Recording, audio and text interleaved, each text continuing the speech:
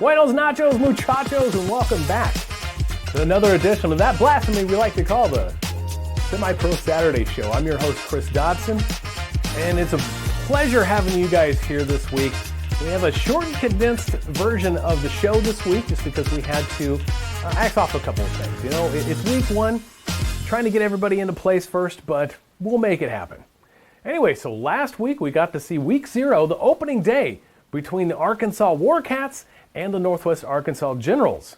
We were there, we were able to bring it to you on the Southern Sports Network. Had a couple technical difficulties actually that we were trying to contend with, but nonetheless we were able to get things going on, put together a pretty decent broadcast I thought, and we're able to have some fun.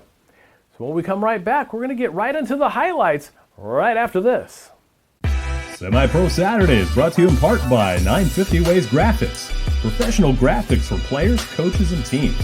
Trust the pros at 950 Ways Graphics and look them up on Facebook at 950 Ways Graphics. Since 1941, the Dickey's family has been smoking the very best quality meats, low and slow, for 14 hours every day. It's how Mr. Dickey did it, and it's how we still do it in every Dickey's restaurant across America. Lunchtime, dinner time, anytime. Eat in, pick up, or heck, we'll even deliver to you. There is no shortcut to what we do. Come in and see us or visit Dickies.com. Legit Texas barbecue.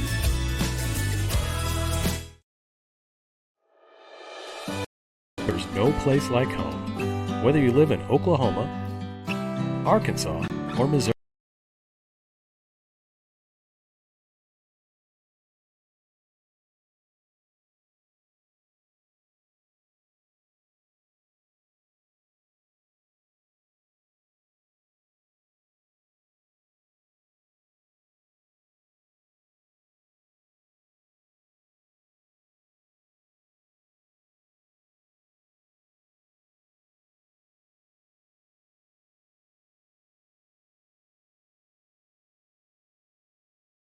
Realty Mart USA is your go-to real estate company for residential, commercial, agricultural, or land.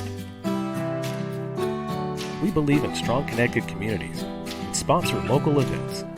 Realty Mart USA, supporting our communities, supporting our future.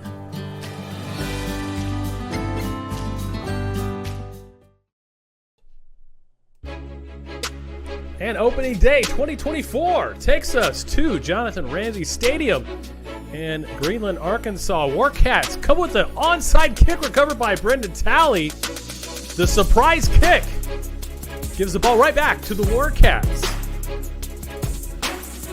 And then possessions back and forth leads us to halftime. 0-0 still at halftime. A bunch of back and forthness that just didn't end in anything. But when we come back from the half, shenanigans ensue as one of the Generals players that weren't even supposed to be dressed gets to the game stands of the Warcats sidelines and gets flagged.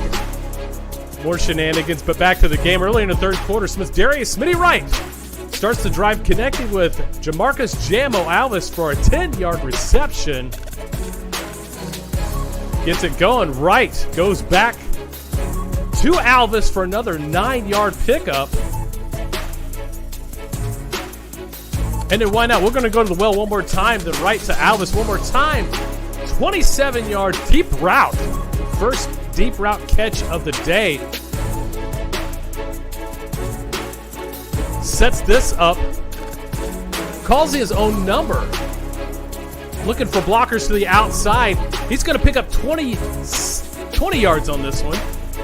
Gets close. A couple of tries later, Wright calls his own number one more time. Bounces it to the outside, finds the hole, and gets 6. The first points on the day for the Warcats.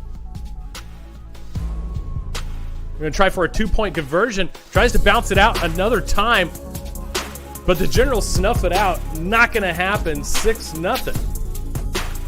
The ensuing drive, the Generals, Quay Watson, looking out of the pocket, throws a bomb all the way to Jordan McGee. Nice route running there for a 39-yard pickup.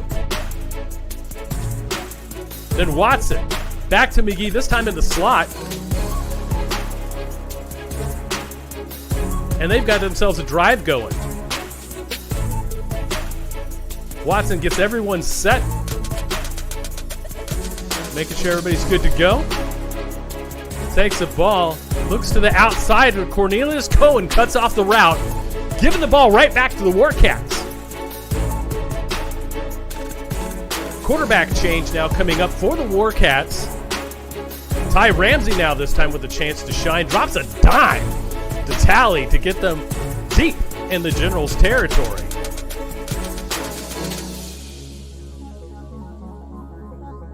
This time, Ramsey hands it off to Wright, and he pile drives for 8 yards.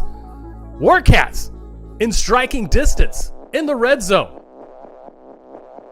That'll take us to the fourth quarter after this quick run. Get us to the 6-yard line. Ball comes back out, but they recover it. That will take us to the end of the third quarter. End of the fourth. Ramsey rolls to the left. He has tight end wide open, but he throws it to Rashad Walker after throwing an inside route. And the Generals escape with the heads-up play at the 1-yard line. They've got 99 yards to go. Still in this one, Watson calls his own number, though. No one open down the field, and he's just going to take off. Breaks the arm tackles. Gets him out of danger. A couple of plays later, Ramsey drives the ball. He's looking for an opening, but a flag comes out. Holding call stalls the drive. The Generals had problems with holding calls all day. Warcats get it back late in the fourth. Ramsey taking a shot in the end zone. Wide open into the corner. Gets picked off again by the Generals. Drive stalls again, but this time 5-yard run by Rashawn Gates. The Bruiser drives it in for the Warcats. Second touchdown. The Cats up on top by a good margin. They tip the 2-point conversion again. Not happening. Flies into a brick wall. It gets stuffed. 12-0 Generals. But late in the game, Watson with a chance to cut the deficit. Gets picked again, this time by Cornelius Cohen for McPick6. Ba-da-ba-ba-ba. He's loving it. He's taking it all the way in. 18-0 now. Third attempt for a 2-point conversion. He's going to run it in. Gates gets stripped by Tony Mayo. Put some of that mayonnaise on the ball. He's going to try to run it back for the 2 points. Get something on the board. But nothing. This one ends in a fashion that I was not predicting. 18-0. The Generals with the goose egg. Opening day comes away with the skunk. And your final 18-0 Warcats.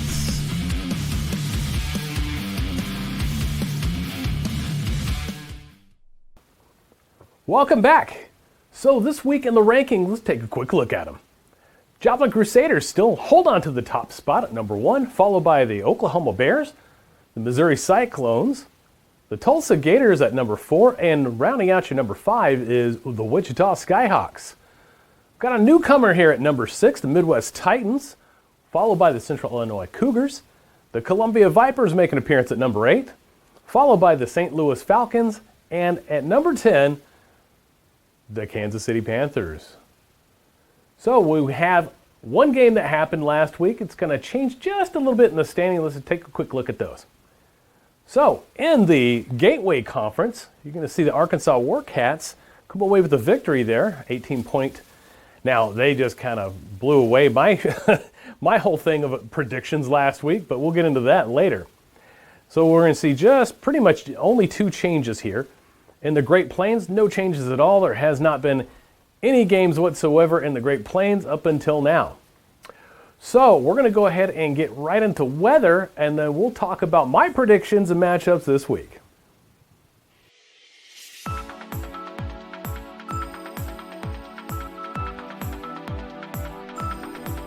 Well, good day, sports fans. I'm Joshua Weisel here in the Storm Studios. We're covering 6 games today across the region, but there are a couple of games that could be questionable as we start headed into the afternoon and evening, just because there's a risk for severe weather we will be watching. And when I mean questionable, it means that if we see storms in the area, there could be some impacts to the game. So make sure that you're staying tuned to those teams' social media and outlets that they can deliver information in case weather is a factor that could lead to some impact. So I'm going to move my face real quick and just show you what we have. Here's a look at our regional games, and as you can see, there's a lot going on right there. So we're breaking it down by game, and we're going to be starting off with the region in Joplin, Missouri. And this is for our first game that we're going to be covering, Falcons at Crusaders. This starts at 7 o'clock.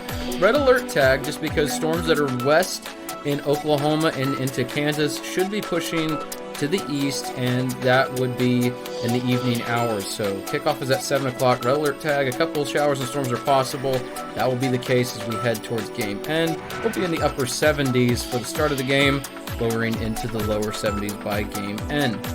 So as we move on from that, let's move on over to the game in Wichita, Kansas. Now this is going to be a game that we're watching very carefully, just because there is a pretty significant risk for severe weather today, and this is going to be during the prime afternoon hours when we could see storms with that daytime heating and some other issues. So red alert tag for that game. Stay tuned to the social media for these sporting events and for these teams in case the weather impacts these games in any way, shape, or form. I'm not saying that's going to happen, but just make sure that you're staying tuned for the latest information. We're going to be in the 80s by kickoff, and then we're going to be still in the lower 80s by game end.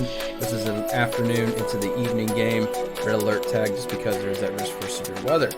So as we move on, here is a look at our next game. We're going to be zooming into the Tulsa Metroplex, and this one's going to be another game that we're watching very carefully for that severe weather risk. It's in the afternoon. It's a little bit later than the game back in Wichita, but this is Bears at Gators, and we're going to be keeping a close eye on this. Like we said, stay tuned to the local team's media for the latest updates in case storms are in the area and impact the game. It's not even just for severe weather. When you have this much instability, lightning can also delay games. Again, we're not saying there's going to be delays or cancellations, but make sure that you're staying tuned for the latest updates in case the weather is a problem, at least any sort of impacts with scheduling or delays or anything like that. We're going to be in the lower 80s, lowering into the upper 70s throughout this game. Now, we're going to be moving away from the Tulsa area, and we're shooting over to the St. Louis area, and this is for our next game. This is Vipers at Cyclones, and it starts at 4 p.m., and unlike the last couple games that we've covered, this is going to be partly sunny conditions with this particular game. Kickoff is at 4 o'clock. It's going to be beautiful. Hope you enjoy this game. We're going to be in the upper 70s, lowering into the mid 70s by game end.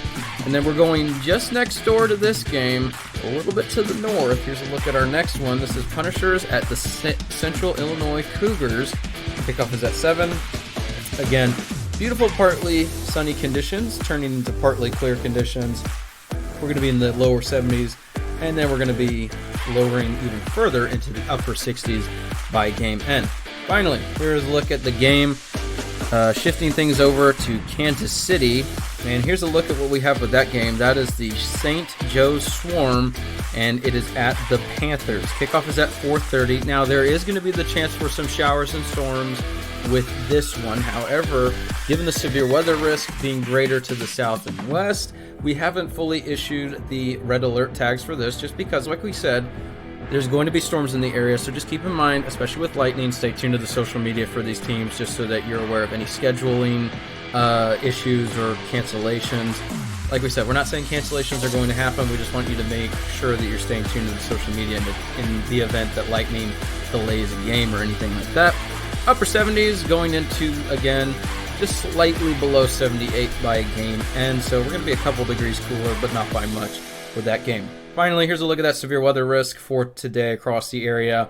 Greatest risk looks to be from Oklahoma City all the way up into Wichita, Kansas. That's why we're saying those games, including the Tulsa area, even over into Joplin, that's the greatest risk for severe weather. Kansas City, there's still a chance there, but it looks like Wichita, Oklahoma City, and Tulsa is under the greatest risk for today. So that's why we have all of this for those storms today. Make sure that you're staying tuned to the social media for these teams in case there's any sort of delays, cancellations, and also make sure that you're protecting yourself. Have ways to receive alerts in the event of severe weather or warnings in your area, just so you are completely safe and not caught off guard. And for the teams that are getting the games in today, good luck to y'all. Make sure, of course, that you're staying tuned to the weather if you're in the greater severe weather risk. Good luck to all the teams. Hope you enjoyed the games, and make sure that you stay tuned for these forecast updates throughout the next couple weeks. And as you can see, weather is going to play a huge part, maybe 3, maybe 4 games this week. We'll see if they're going to be able to be kicked off. We'll play that one by ear. We'll know either Friday night or possibly Saturday morning. So when we know, we'll let you guys know for sure. So let's go ahead and get into this week's matchups and predictions. So game number 1, the number 8 Columbia Vipers are going to be taking on the number 3 Missouri Cyclones. When we talked to Twan Galladay on his interview, he had mentioned that this is the game to really watch out for. It's the first game, but it's going up against a formidable opponent. Well, this game's going to be kicked off at 4 o'clock, and I'm going to give 10 points to the Cyclones, even though Twan might be a little skeptical just to get things going. I think it's going to be a good game for them. Check them out on the Cyclones YouTube channel, 4 o'clock kickoff.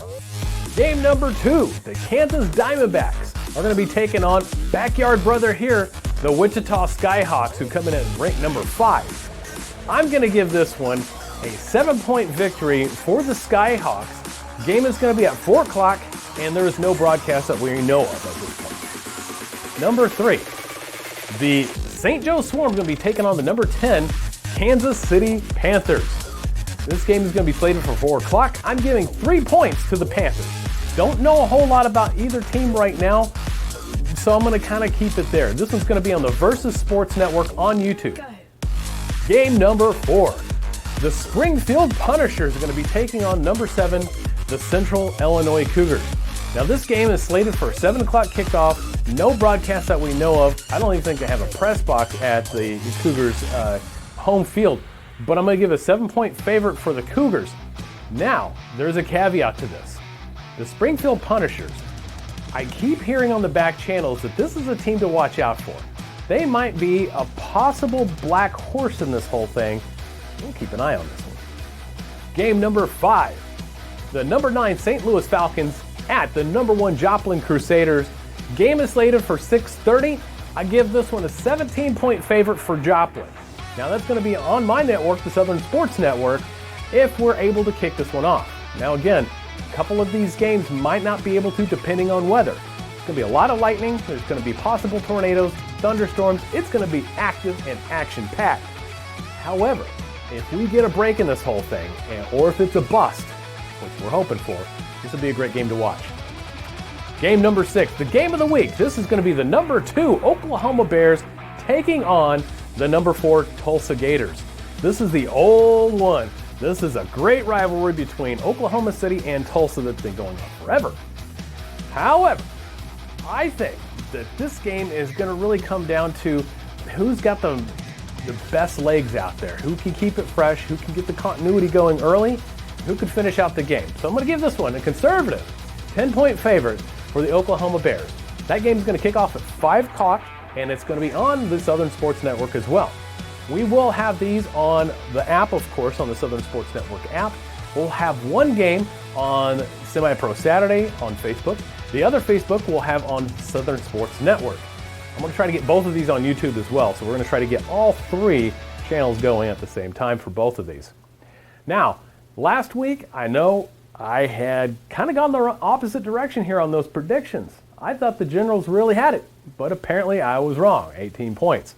Okay, it's week 1 or week 0. I'm going to get this one kind of starting off with, but give me till week 3. Once I get a gauge for some of these teams, especially ones I haven't seen before, I'll be able to give you a little bit better predictions, a little bit better storylines on that one. We'll be right back to finish it up right after this. We are a community of athletes that celebrate success and development while having fun and being safe. We do a pretty rigorous testing to all of our athletes to track progress as we go. Our athletes are 10% faster, 179% stronger. They jump 4 inches higher on average. They're 8% more agile and 9% quicker. You can come in, get extremely high quality training,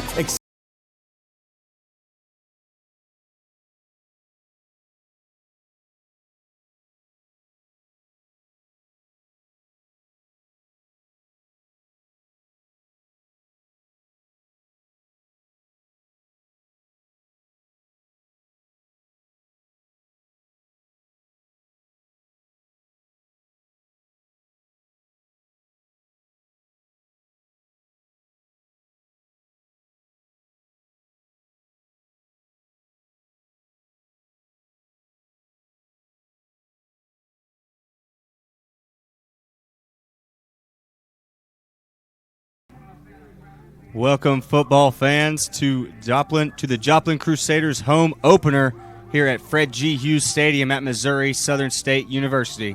And boy, oh boy, do we have a good one as the Joplin Crusaders, the defending champs here in the CMFL, are going up against the St. Louis Falcons. And this should be a good one, folks, as both teams have good size, good speed, and are both wanting to start off their 2024 campaign with a W.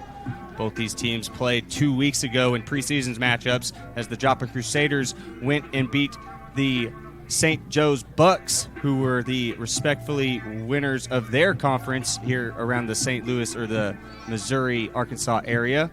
And they won 28-12. On the other side, we got the St. Louis Falcons, who went and played the Indianapolis or the Indiana Grizzlies and lost that 20-18. So you know they're chopping at the bits to get a win here. But we will be right back with some live action as this game is about to get underway. Crusaders, Falcons, we're about to get after it.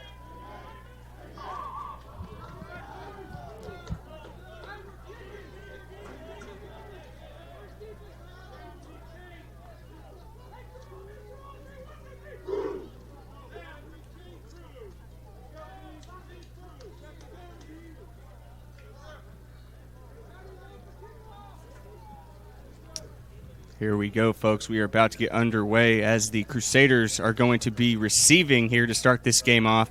It is a nice 70-75 degrees here in Missouri, but I will say we are under storm watch, so be prepared for that. As any sign of lightning or any sort of bad weather, we might be calling a halt to this one. But hopefully we can outlast that and have a good, clean football game, and we can see who comes out on top, either the Crusaders or the Falcons. And one key note here for the Crusaders before we get started, Jacob Park, their starting quarterback for the last game or for their last preseason game 2 weeks ago, broke his hand, so he is out for this one. So last year's starter, Kendall Holmes, will be under center here for the Crusaders. On the other side, we have Kyle Ledlove, who is going to be under center for the Falcons.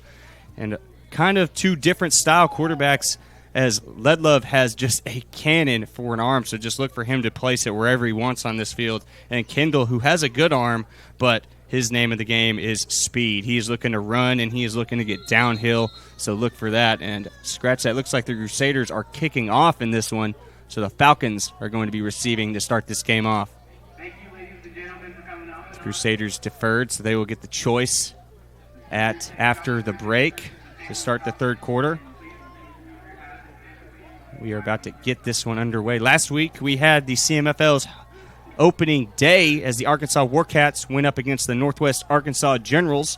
Warcats ended up winning that one 18-0 after a defensive battle on both sides, as there wasn't a touchdown until late in the third quarter.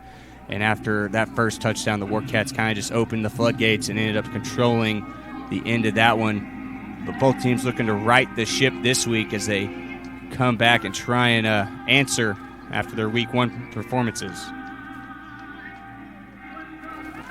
As we are doing the national anthem real quick, folks, so momentary pause.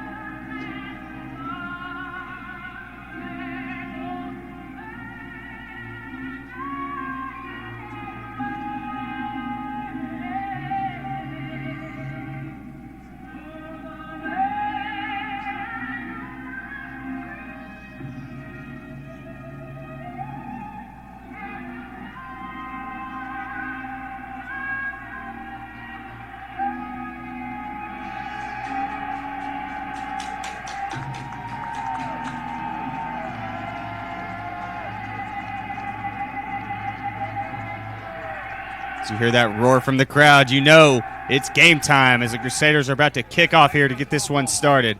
Beautiful day, beautiful circumstance for a football game. Lovely Saturday.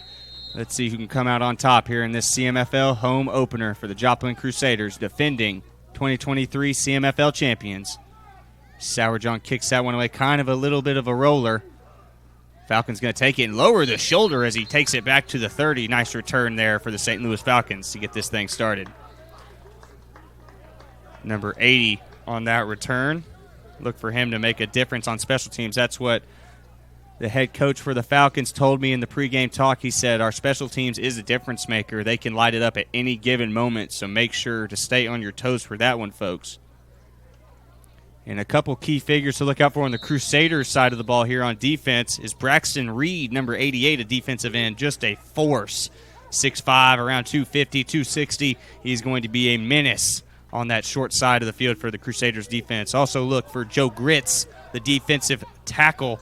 He is also a big boy, so running through that A or B gap is going to be tough here for this Falcons team as they start out in a deuce set, and they're going to hand this one off to number 1 as he's going to inch his way for a couple. There was number 69 on the tackle, Eric Thornburg, 5'11", 275, big boy playing down low for the Crusaders.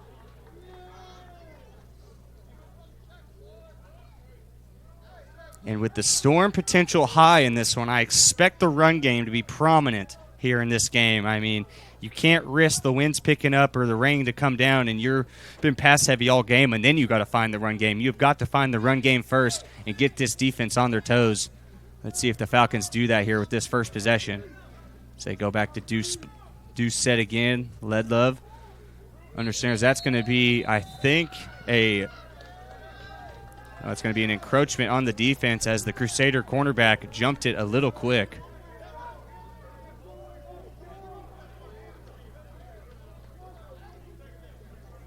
He's going to stay second down, but move a whole lot closer as from second to 8, it goes to second and about 3 here. Just watching warm-ups, Kyle Ledlove was putting it wherever he wanted, so if they do throw the ball, watch out because he will let that thing fly. Nice hard run there from the Falcons running back. That's number 20. So you can see him stomping. He's excited about that one. Way to get his night underway.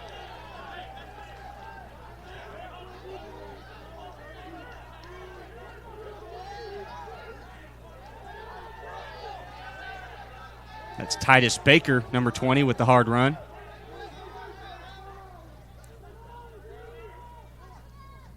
Bad snap, just straight to Baker as he's just going to sprint out right, try and get as much yards as he can, and he inches for a solid gain. That's going to be around 2nd and 4 for the Falcons as they're having a strong start to this ball game, inching their way down the field 5 to 6 yards at a time. So we're going to check that one back. The snap was low, and if anyone watched the game last week, we know that was a big part of it. A lot of bad snaps, so hopefully this goes a different way, but luckily Baker was able to just grab that one up and just run it for 5 yards, make this one second and manageable.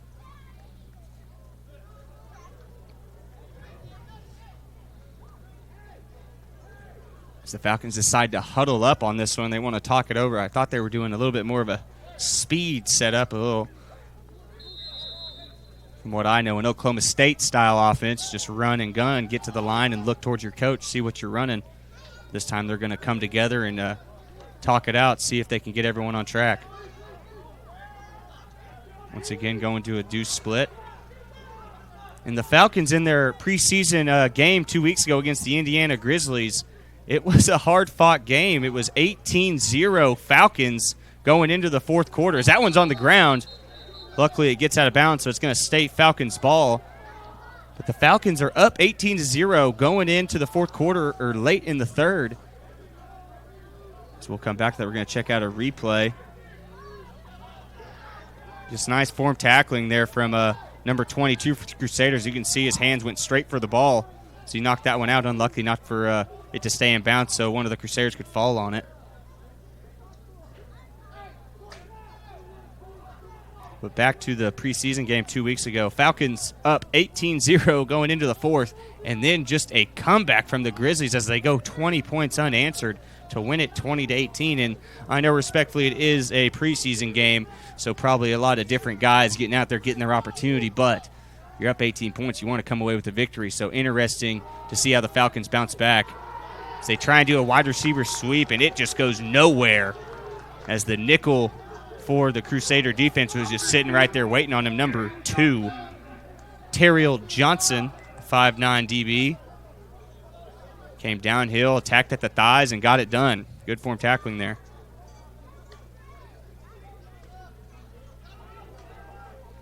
As Kyle Ledlove's going to come out for a play. I guess they're going to try a little trickery here maybe. Maybe a little wildcat set.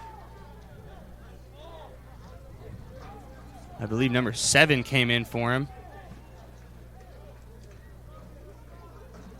Number 7, that's Dwayne James, the running back.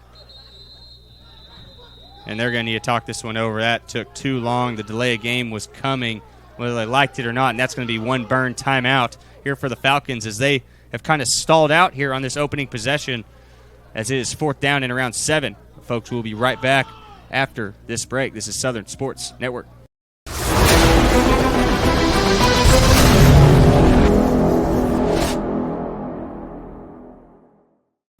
Semi-Pro Saturday is brought to you in part by 950 Ways Graphics.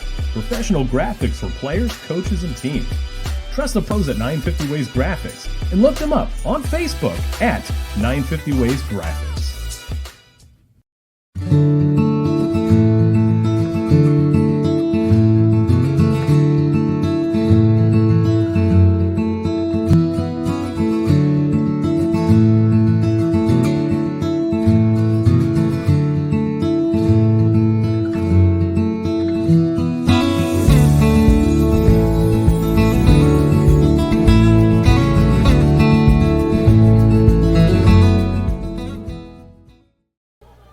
Back here to Southern Sports Network. The Falcons have a crazy little setup here. They had 4 wide receivers out to the top as Ledlove throws a dot, but the receiver just didn't see it in time as it hit him in the helmet.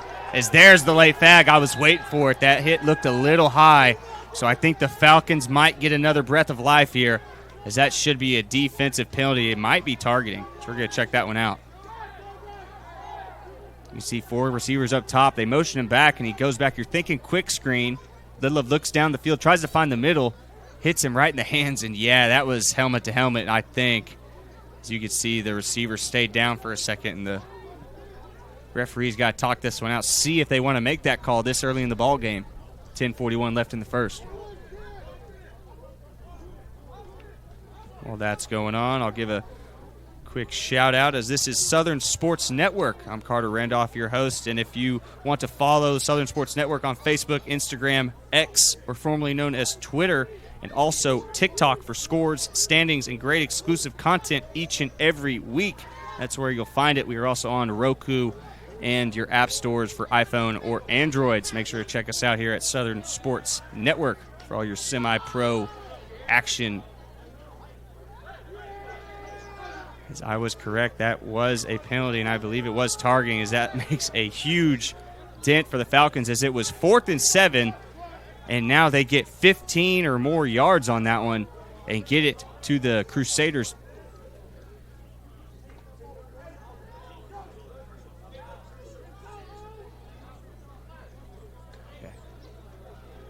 Sorry about that, folks. I was wrong on that. It was a personal foul after the play. So the Crusaders actually get the ball. It was a turnover on downs. Huge call there for the Falcons, as I bet they thought they had a new set of downs. But no, Kendall Holmes is ready to lead this Crusader offense. Let's see if he can lead them to the first touchdown of the season.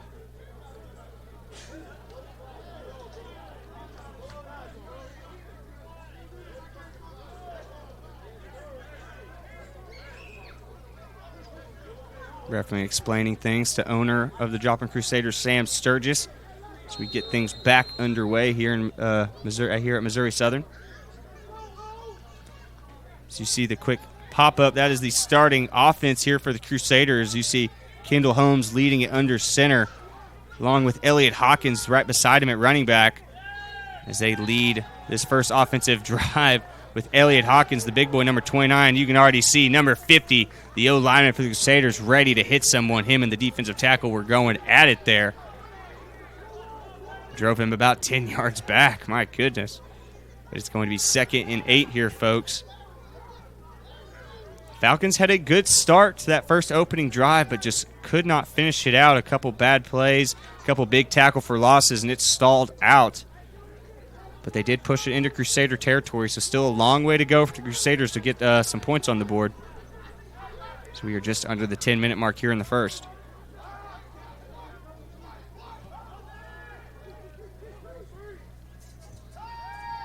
There goes Kendall Holmes. So he gets wrapped up from behind and thrown. My goodness. Kendall Holmes slow to get up.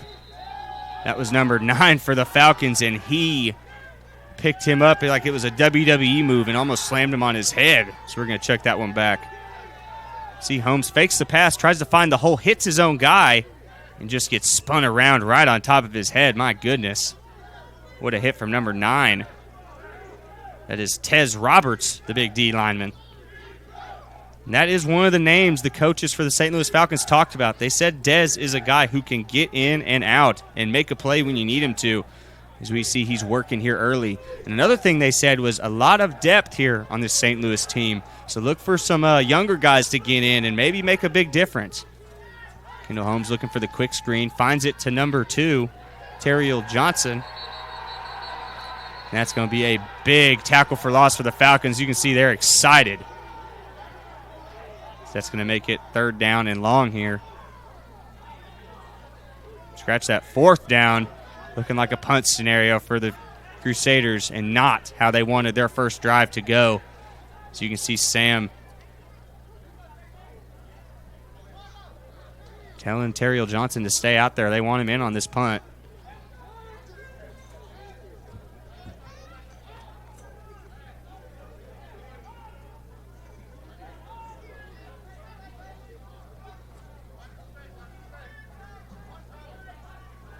First punt of the season for the Crusaders after a quick 3-and-out to start their first offensive campaign for the season. Not a bad kick, but not a good one. Hung up there for a while and gets the friendly kicker's bounces. That's going to bounce to around the 33 as it is still 0-0 with 8:20 left. This is Southern Sports Network. I'm Carter Randolph. We'll be back with more action after this.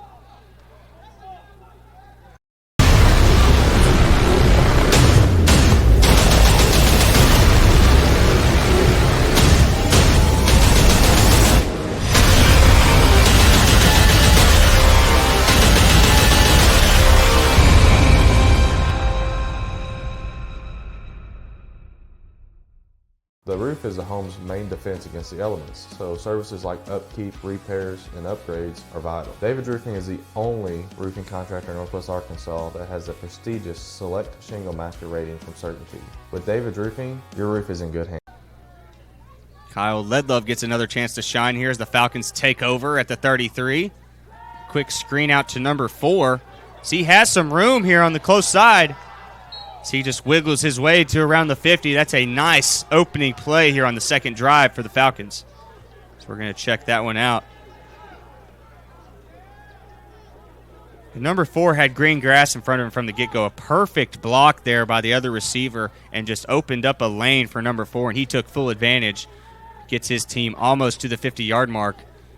As once again, the Falcons start out with another good play to get this thing going. Going deuce split. Deuce split. Number 4 going to go in motion. They're going to do another quick screen. That one's a little high and a huge hit there from the Crusader. That was number 16. Antoine Baker, the defensive back with the huge hit. Had the helmet come flying off that Falcon player. So we're definitely going to check that one out again. So the Falcons thinking, worked once, let's try it again. And the Crusaders had other ideas as they blew that one up.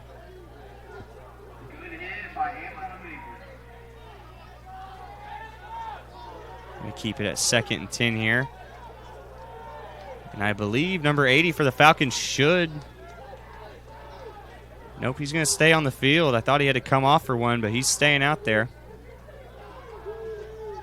I need to tighten that chin strap up a little bit tighter. We'll see.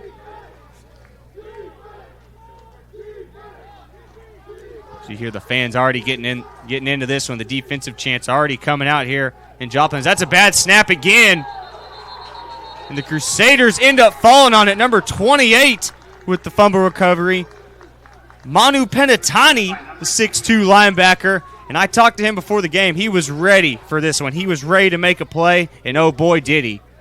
The ball fell right to him. I'm sure he was just surprised as everyone else. Saw that ball end up on the ground and jumped on it. And it's going to be Crusader ball in good territory here for their second drive of the game.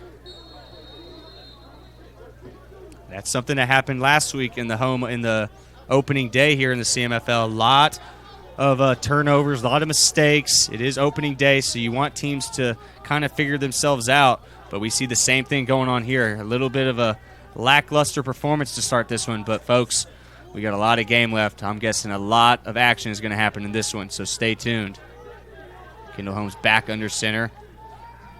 So he has to get rid of that one. Kick just floats it up to Elliott Hawkins. What a throw from Holmes. Elliott Hawkins just wiggles his way for about 6-7 yards. I didn't think that one was going anywhere, but he floated it up like a bird flying through the sky.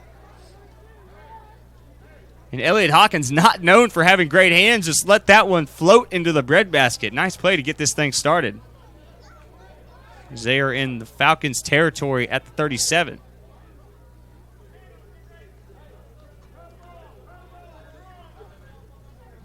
A little bit of a funky snap. Holmes looks for the slant. Should have been caught by number 6. Ended up hitting him in the chest and bouncing out. That was Tajon Curry, 6'2 receiver. I bet he wishes he could have that one back. But I'm sure he will get another chance to shine, folks. Don't you worry. So we look back at that one right in the chest. Maybe a little bit behind him. But Curry will tell you, I'm sure he makes that play 9 out of 10 times. It's going to be third and around 3.5 here. So I wouldn't be surprised to see the Elliott Hawkins train come through on this one. And that's going to be a false start as the Crusaders were not in sync on that one. They're going to lose 5. So forget the Elliott Hawkins plan on that one. It's going to be 3rd and 8.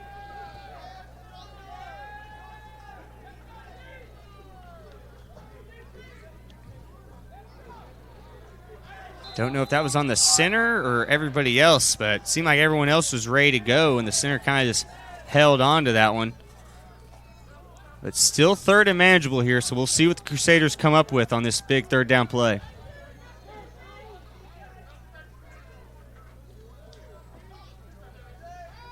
And Holmes looks right, gets rid of it. Nice comeback from number 9 as he catches that one, tries to make a move, gets out of bounds after he gets the first down and a couple more.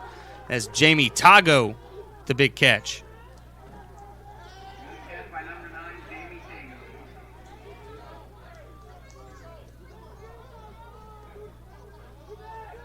Crusaders trying to hurry it up a little bit here. Already down and ready to go. Trips on the far side. Holmes is going to keep this one. Has a little bit of room. Does a smart thing and just gets as much as he can before running out of bounds. It's going to be around a 4-yard gain. Going to make this one 2nd and 6.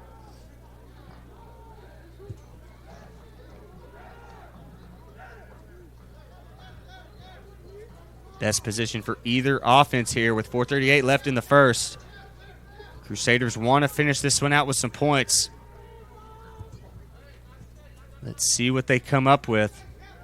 And what's interesting to see is how they're going to make the adjustments on the offensive end, because Jacob Parker was the starting quarterback 2 weeks ago, but after a broken hand, he's out. Kendall Holmes is in. And those are 2 completely different style quarterbacks, so we'll see how much of the playbook they're still using or if they've just completely changed it up here as they try and do a nice little run to the outside with number 3, Charles West, first carry of the game for him.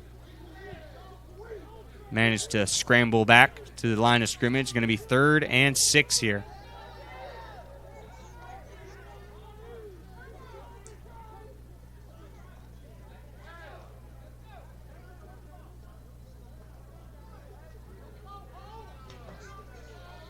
The St. Louis Falcons, a new addition to the CMFL, as they were in a league more around Missouri, Arkansas, up there, a little bit north of us here, but decided to join the CMFL because they liked where this program was going. So that's a nice play call. Kendall Holmes gets it outside. Number 36 made a nice tackle as he tried to wrap him up, but number 2 was able to spin his way for a first down, and that should move the chains.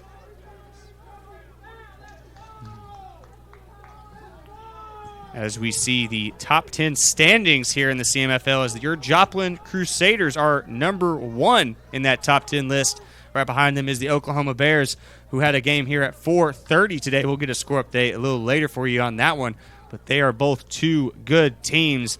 And along with the Missouri Cyclones, the Tulsa Gators, Wichita Skyhawks, a lot of good teams here in the CMFL. As Kendall Holmes throws a dot to the corner, and that's the first touchdown for your Joplin Crusaders. Number 6, Tajon Curry, grabbing it for the quick 6.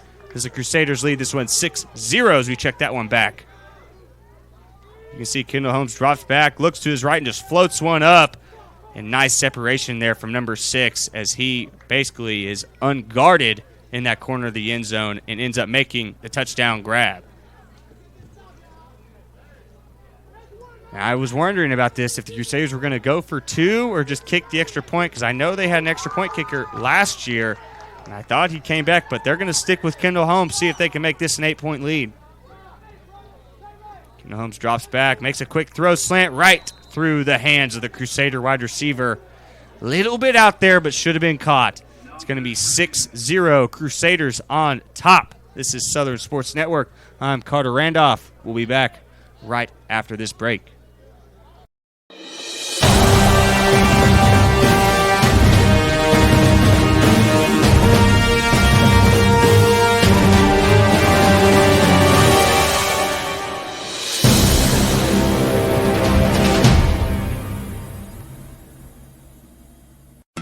Since 1941, the Dickey's family has been smoking the very best quality meats, low and slow, for 14 hours every day.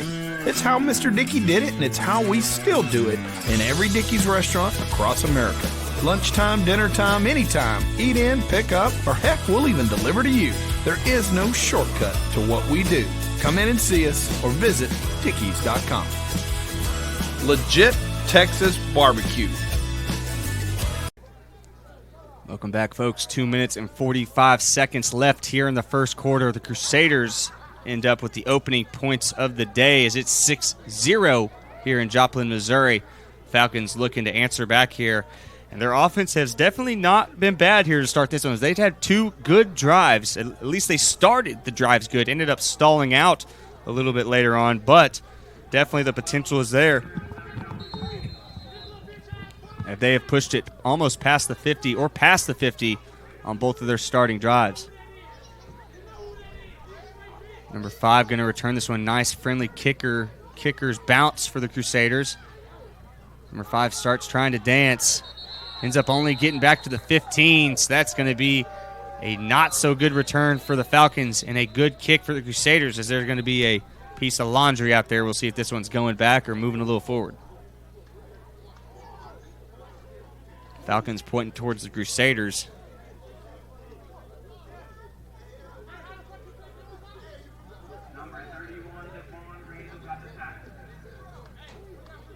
Yep, more Falcons pointing towards the guys in red.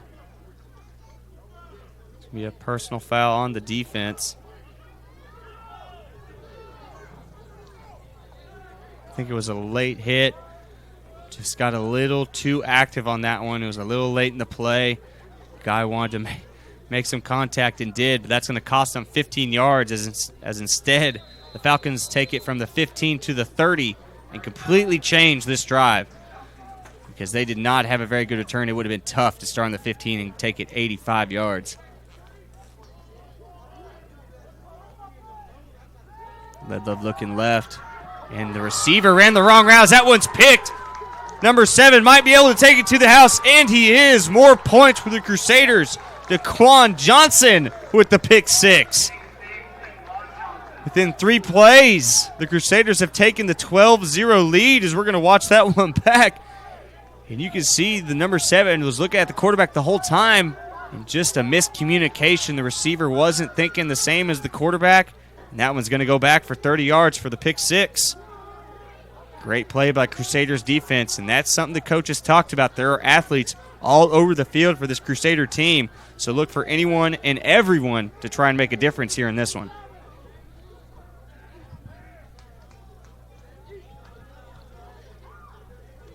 And here we go. Now here comes the PAT unit as the Crusaders are going to go for the singular point here on this one after the failed 2-point conversion on their first touchdown.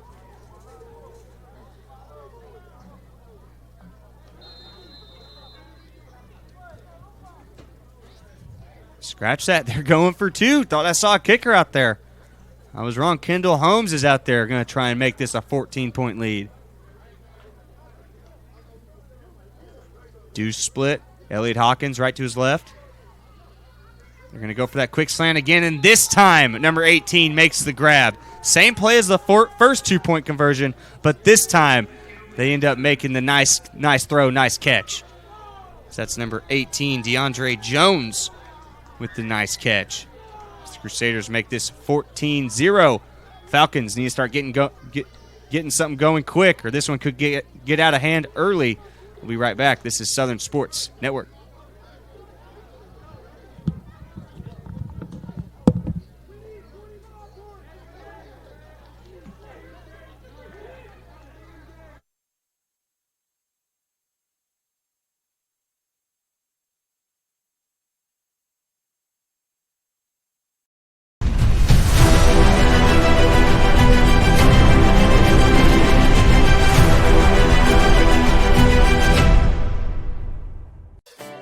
For the taste of friends, family, and backyard barbecues, Bentonville Brewing Company. Family owned, family operated, family friendly. Pick up a 6-pack of your favorite IPA, porter, sours, or any one of the delicious flavors Bentonville Brewing has to offer. Or enjoy a cold one on tap at your favorite restaurant. Bentonville Brewing Company. Quality, consistency, assume your natural state. Bentonville Brewing Company, Bentonville, Arkansas.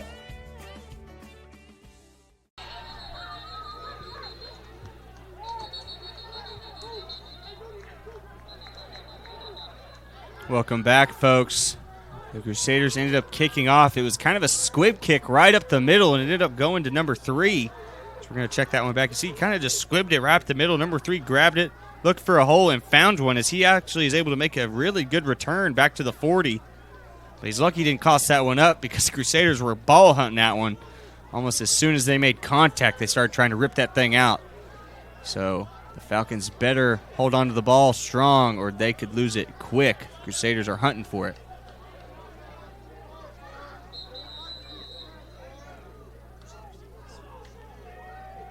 So we're going to get a quick Crusader defense starting lineup. I said earlier in the broadcast, Braxton Reed, number 88, is a player to look out for, and Joe Gritz, number 25.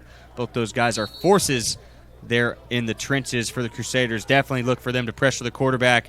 Definitely get a couple tackle for losses here in this one. So the refs are wanting the clock to change up. I think there's supposed to be 30 seconds here on the clock. Instead, they're missing 3. It's at 27.3.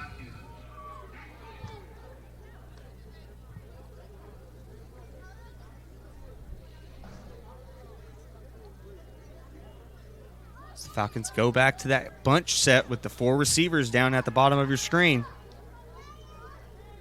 Really overpacks one side and forces the defense to kind of get out of their comfort zone. So they're going to motion number 80 back. It's going to be another quick screen to number 3, and he has a whole nice block there from number 5. He's still going. Ooh, nice little juke inside.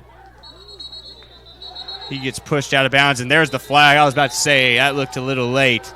Could have easily let him go a yard sooner, maybe 2. You're going to see a nice block from number 5. And then number 3 does a little magic, gets his team to the opponent's 40, and then gets another 15 after the late hit. So this could be on the 25 in Crusader territory. What a way to answer for the Falcons.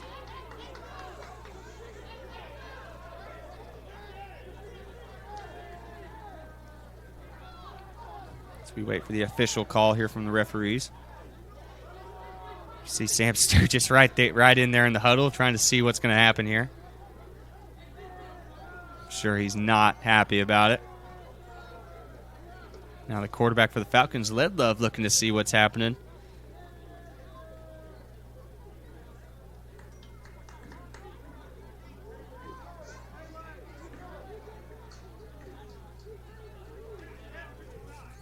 We got a little bit of a break. Let me just tell you a little bit more about Southern Sports Network. Attention sports fans. Are you ready to dive deep into the world of semi-pro football like never before? Introducing the Semi-Pro Saturday Show, the ultimate sports extravaganza that will have you on the edge of your seat every week. Join Chris Dotson and a host of others as they break down the biggest matchups and analyze every angle. You won't want to miss a single moment of the action. Tune in every week and join the excitement. Semi-Pro Saturday, where every game matters. So we're going to look at the CMFL standings after week one, and obviously pretty easy to figure out. Only one game last week. Warcats ended up on top 18-0 over the Northwest Arkansas Generals. So the Warcats hold that one spot while the Generals are at the bottom of the standings right now, but plenty of time to change things around. So don't look too much into that one here, folks. Wouldn't start focusing on that until a couple of weeks into the season because there's plenty of games left. And just talking about the Semi-Pro Saturday Show, Chris Dotson gave a line for this one. He had the Crusaders as 17-point favorites here, and right now he's looking like he might have been right on the money. The Falcons have other things to say as they are driving and in Crusader territory here. So refs finally talked this one out, and I think they might have picked up the flag.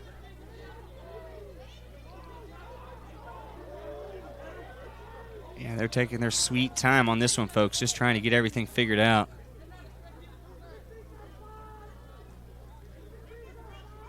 And they completely forgot the football. The football was still on the sidelines. Kind of need that to play this game, I think. Here we go. We have a football. We have players. We're ready to go. And they did end up picking up the flag. So instead of getting it on the 25 after the long run, they're going to keep the flag down, and they're going to stay at the 40, but still a great run there from number 3 for the Falcons. Or a great catch and run, I should say, from number 3. That is Frank Perry for the St. Louis Falcons.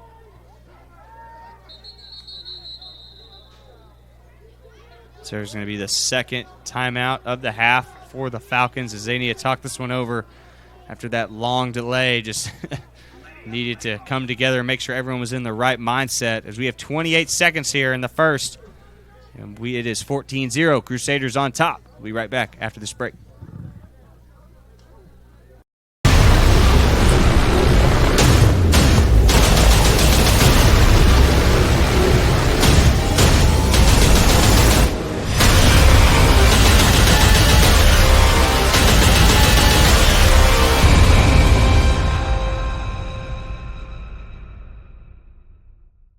The roof is the home's main defense against the elements, so services like upkeep, repairs, and upgrades are vital. David's Roofing is the only roofing contractor in Northwest Arkansas that has the prestigious Select Shingle Master rating from Certainty. With David's Roofing, your roof is in good hands. Thank you, David's Roofing, for being a sponsorship of Southern Sports Network. Always love working with the local businesses and companies, trying to get them involved in the semi-pro scene. As we are here on the 40-yard line, Falcons trying to make a drive, trying to get back in this one. These Crusaders are up 14-0, 28 seconds left here in the first. Back to that bunch set. It's worked out so far here in this one. It's number 80 is going to motion again. This time they fake the quick screen. Ledlove's just going to move his big body and trying to make a play. That's a good tackle from number 5, and there's a couple late hits. Number 60 for Crusaders just dove on a Falcon offensive lineman. I don't think he liked what that offensive lineman did to his teammate. We need to check that one back.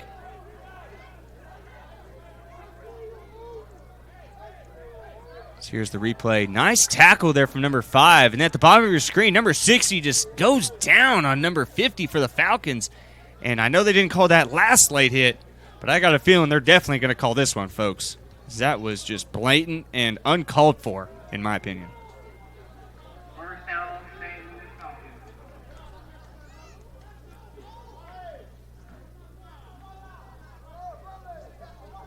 And it looks like those two flags are going to cancel out as they're going to get a personal on the Falcons side and the Crusaders side.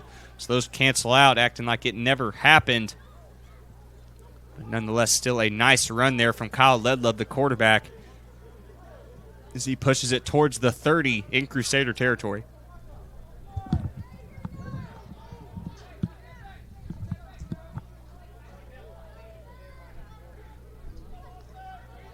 Ledlove still looking at his sideline, trying to get the play.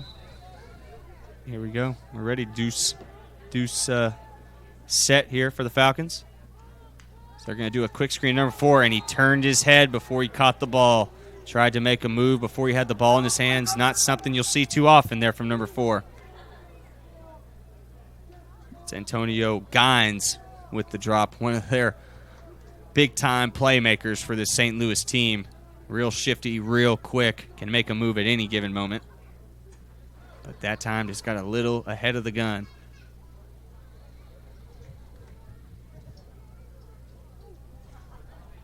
This has been the longest last minute of a first quarter I think I've had in a while. So I think it's been under 30 seconds for about 30 minutes here. First time we've seen the pistol here from the Falcons as they're going to bring a tight end into the game. What a jump from Braxton Reed. He was almost behind the offensive lineman before the ball was hiked, I swear. The Falcons able to inch their way for about a yard. We're going to check that one back. And like we talked about, Braxton Reed, a really good D lineman on that offside.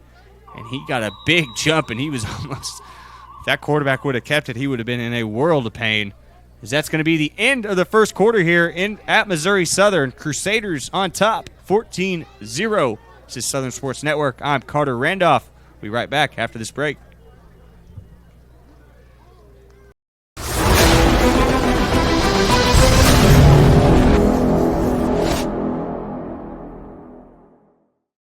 Semi-Pro Saturdays brought to you in part by 950 Ways Graphics. Professional graphics for players, coaches, and teams. Trust the pros at 950 Ways Graphics and look them up on Facebook at 950 Ways Graphics.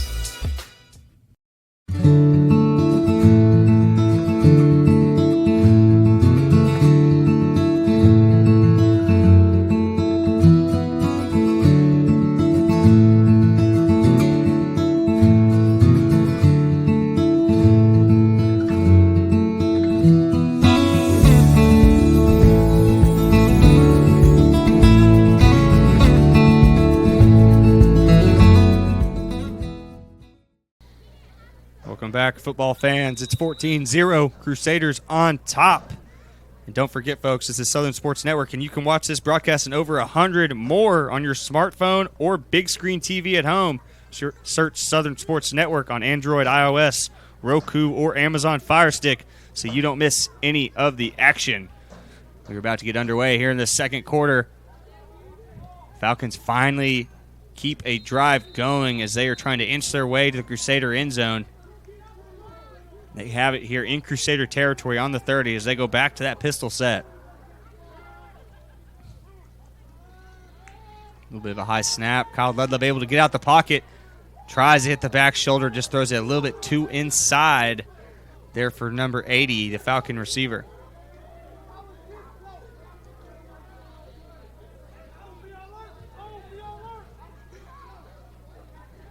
The receiver had a step on the Crusader defender, but just a little bit off. Got pressured a little too quickly, did Ledlove. Wasn't able to really get his feet under him. So number 4 comes into the ball game for the Falcons. It's Antonio Gines. Big-time playmaker, going to be on that far side slot. Number 25, Fonte Lane, going to be on top of him. A little bit of a high snap. Ledlove able to handle it. Nice quick throw. Finds number 80 over the middle of the field. That's Bobby Beeson with the big catch, able to move the chains. Big fourth down conversion there for the Falcons.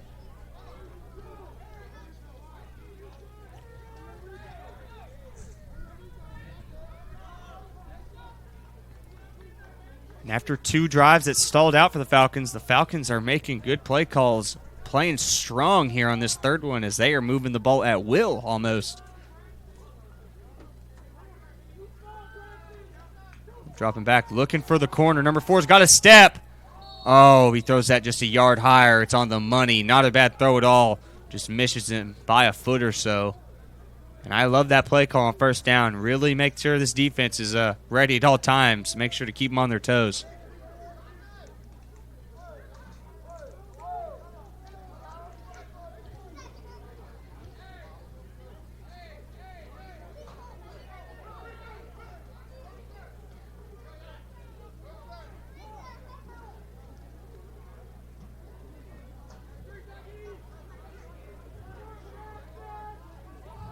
I'd love having to do a little bit of captaining here, pointing those guys in the right direction. See the bunch set once again at the bottom of the screen. Here comes number 80. And the quick screen to number 3. Gets around the first defender, lowers the shoulder, pushes his way for another yard, and that's going to make it around 3rd and 2 here as they push it within the 10-yard line in the opponent's territory.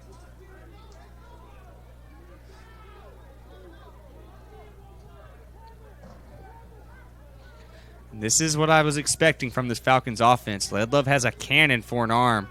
So if he gets in a groove, he can put that thing wherever he wants him. So hopefully the Falcons don't get too pass happy. But when you got a player like number 14, it's almost all right if you do. Big 3rd down here for the Falcons, though. Going to go empty set. A little bit of a high snap. Rolls right. Has to make a move. Just a little flick of the wrist to number 3, and he's going to push his way for the first down. Nice play by number 14, and then you love the camaraderie as he helps the Crusader Braxton Reed, the defensive end, back up after he almost makes the big-time sack. You're going to see Ledlove gets pressured almost immediately, but no one's stuck with number 3. That's the problem with that bunch set. 4 receivers on one side almost overstacks you, so you just don't have enough players to cover everyone.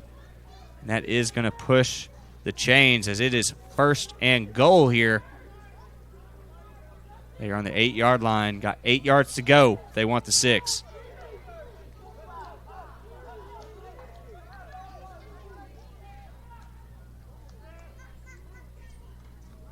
Snaps are continuously staying high, and a nice tackle right there from Crusaders. I believe that was number 22. Tevin Gibson, the 6'1 linebacker, went right for the knees. You could see it upended the running back, number 20, Titus Baker. So that's the kind of tackling they teach you when you're a kid. Go for the hips or lower, man. I don't care how big you are. If you go for the hips or lower, you got a chance. So number 80 comes off, and number 4 comes back onto the field. The wide receiver change. First time we've seen this set. 2 receivers on the top, tight end on the top, 1 receiver to the bottom of your screen. So they're going to fake it to the running back, hand it to the tight end. And it did not fool the Crusaders as they plugged up the hole quickly. I think he might have inched his way for a yard, but it's going to be 3rd and around 4 here. And you got to think this is 2-down territory. The Falcons need points. So wouldn't be surprised to see another run here and then maybe come back to the pass on 4th.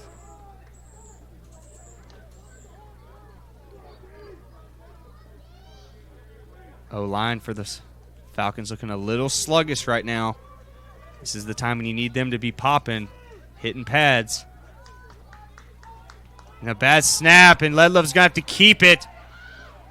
I thought he was about to break through there, but ends up losing a yard. That's going to make it 4th and 5. And Ledlove looks a little banged up. Number 14 is able to get back up as we're going to check that one back out. We hadn't seen a bad snap in a while, but that one couldn't have come at a more costly time. The Falcons were in scoring position but couldn't do it. It is 4th down here. Like I said before, it looked like it was 2-down or 4-down territory.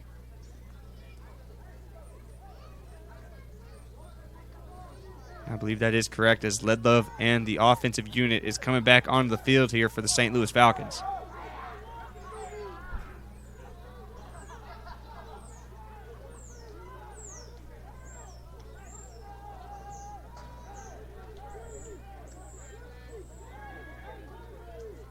Going to go trips at the bottom of the screen. Motion number 80 again. As Ledlove just threw a bullet right there. I don't think Randy Moss could have caught that pass, as that thing was hot. For a 2-yard slant, that was too hot, as that's going to be a turnover on downs with just under 10 minutes left here in the second. Crusaders dodge a bullet as it's still 14-0. As Joplin's on top. We'll be right back. This is Southern Sports Network.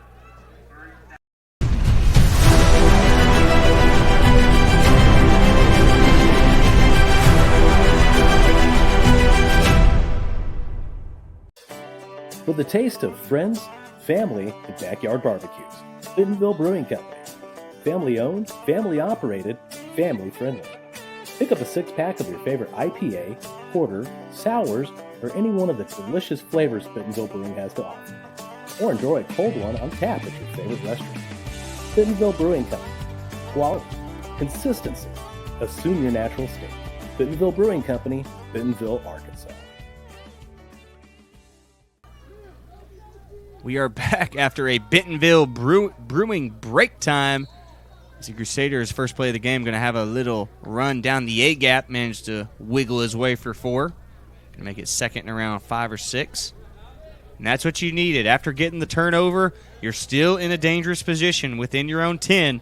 But he's able to manage to push his team out, give his quarterback a little space, and now they can open that playbook back up. And when you got a guy like Elliott Hawkins, it might be a little easy to give your team some breathing room, as that man is a force to take down. As you can see, he is a big boy when he's holding the rock. Kendall Holmes floats a dot to number 3, and then he jukes the defender, and then he's going to go untouched for an 85-yard touchdown. Walks it in. It's 20-0. Crusaders on top. What a throw. What a catch there from the Crusaders quarterback-receiver combination. See, he throws a dot, and then the defender thought it was going to be a 3 interception. But the Crusader receiver picks it out of the air and runs it all the way for a touchdown. That was Charles West, the running back / receiver, able to take that one to the house for a long, long touchdown. So the Crusaders are continuing to bring out the 2-point squad. They're going to try and make this one a 22-0 ball game. To be honest, folks, I thought that one was going to be intercepted. The way it was looking, I didn't think the receiver had the step. But not only did he have the step, he had the moves. As he put a little juke on that last offender and could have walked it in from the 40-yard line. What a play from the quarterback-receiver combination. Kendall Holmes looking left. Tries to throw the quick slant to number 2, Terriel Johnson, but unable to connect, as it's going to be 20-0 after the long touchdown throw from Kendall Holmes. What a play from the quarterback. We'll be right back. 8:48 here in the second. Carter Randolph, the Southern Sports. Semi-Pro Saturdays brought to you in part by 950 Ways Graphics. Professional graphics for players, coaches, and teams. Trust the pros at 950 Ways Graphics and look them up on Facebook at 950 Ways Graphics.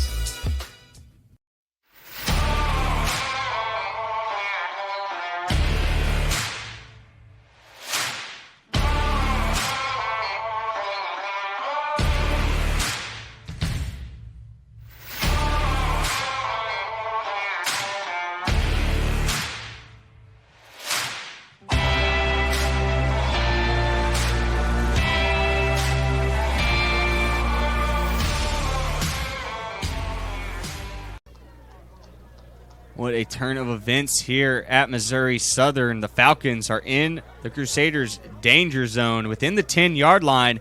Can't make it happen on the 4th down. And then within 2 plays, the Crusaders have an 85-yard touchdown throw to make this a 20-0 lead. And if the Falcons weren't in a hole, they are now, because they have a long ways to go if they want to get back into this thing. The Crusaders are about to kick off here.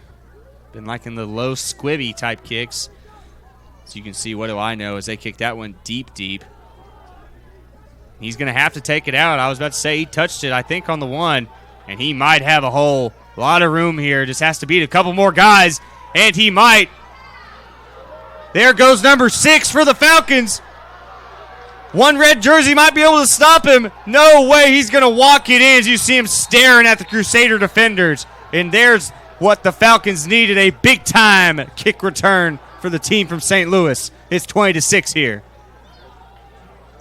So you can see, had a couple red jerseys who had an opportunity but weren't able to bring down the speedster as he runs it all the way back to give his team a fighting chance here with 8:24 left in the second. What an answer here for the Falcons. And last week we had a defensive battle between the Warcats and Generals, but this week it looks like the offenses are flying as we have a 20-6 ball game in here. Falcons still need to be able to finish out their drives, but they definitely have potentials. They've been able to get it into enemy territory on all three drives here. Here comes Kyle Ledlove and co. As they try and complete a 2-point conversion, make this a 20-8 ball game. It's one of the big boys needs to hurry off. Might have too many men on the field for the Falcons.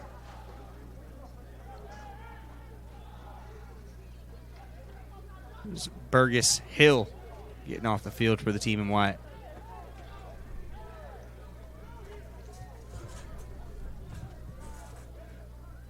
Going back to the pistol formation, 2 receivers up top, 1 receiver down low. So they're going to hand it off, and boy, did he look like a wrecking ball going into that hole. So he pounds his way for the 2-point conversion. It's 20-8, Crusaders on top.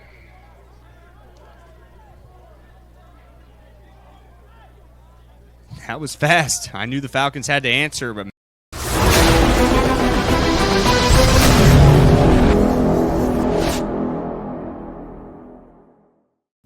Semi-Pro Saturday is brought to you in part by 950 Ways Graphics. Professional graphics for players, coaches, and teams. Trust the pros at 950 Ways Graphics and look them up on Facebook at 950 Ways Graphics.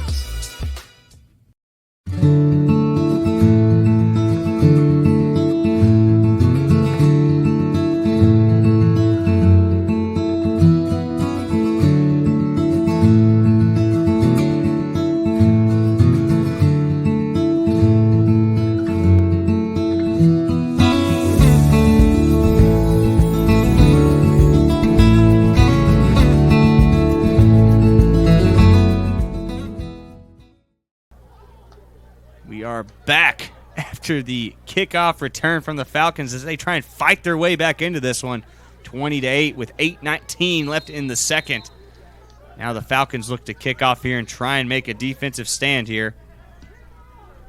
Nice floating kick. See if they get a bounce. If they do, it dies a little bit. Oh, that looked like it hurt. Guy went down to get the ball, kind of sat down and got lit up from the side. But it looks like he's all right. Number 87. Able to come up with that kick. That's Brian B.J. Godfrey, wide receiver / outside linebacker.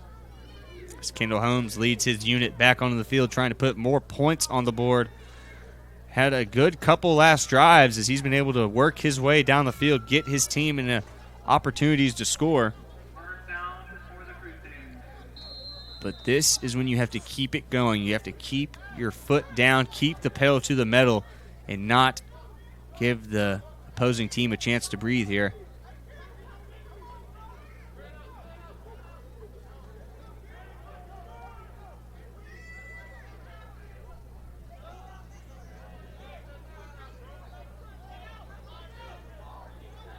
Going to go deuce set here with Tajon Curry down at the bottom of your screen. Had the nice 85-yard touchdown catch for the touchdown last drive. I believe that's going to be on the offense there. It's going to be a delay of game on the offense. It's coming back 5 and not what the Crusaders wanted to start this drive off here halfway through the second.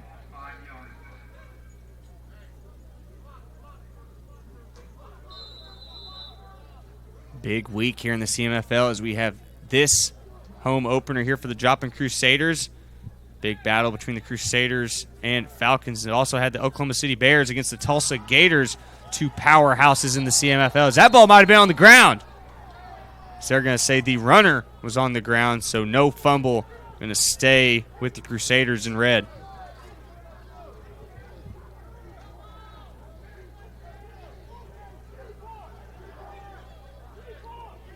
As we check out the standings, you see the Oklahoma Bears are in second, Tulsa Gators in fourth. Two of the powerhouses here in the CMFL battled it out early today. And even though it is early in the season, that game could be a deciding factor in the standings, so make sure to keep your eye on that one later on in the season.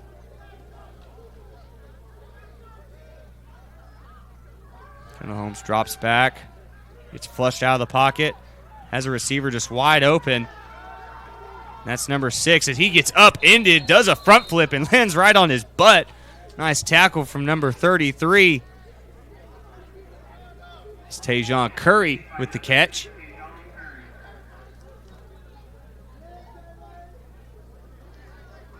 So you see there wasn't a white jersey around him, as Curry had room to go anywhere. Decided to try and work it back towards the middle. Ends up getting upended. You can see Kendall Holmes likes to throw to every receiver. It feels like every receiver here for this Crusader team has gotten a little bit of action.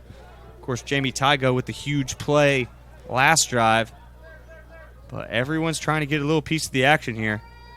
As Holmes gets flushed out again, this time to the left. Has another guy wide open as the Falcons brought the house. And there was no one back to cover the receivers. That's going to be number 3, Charles West, with the nice catch and run. So there's going to be a flag on the play. You see it on the far hash marker around the 42. So we're going to check that one back. Falcons getting a little blitz happy on that one. And with Kendall Holmes as quarterback, that is a tough ask as he can scramble from the best of them. So we're going to see what that flag is. It's going to be a hold on the defense. I was going to say, I'm sure they're declining that one because Charles West got way more than the 5 yards they were about to get, plus the automatic first down.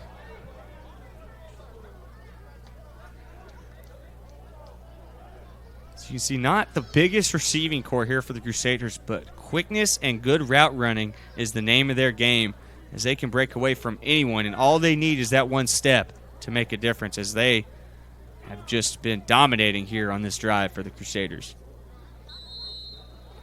And that might halt this Falcons defense. As you saw, they were getting a little blitz happy there, trying to pressure Kendall Holmes, but with him scrambling right and then left, finding a receiver on both plays, that might tell them they need to drop back a couple and just bring the 4, maybe 5-man rush if necessary.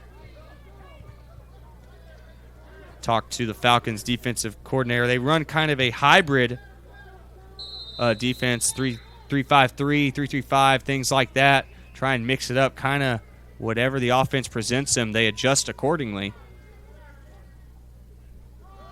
So they're going to hand this one to Charles West. He tries to find his way outside, cuts it back in. Able to push for 2 or 3. Going to make it second in round 4. Second round 5, scratch that. And this is a drive the Crusaders needed after that big kick return from the Falcons. Gave the Falcons a little bit of life.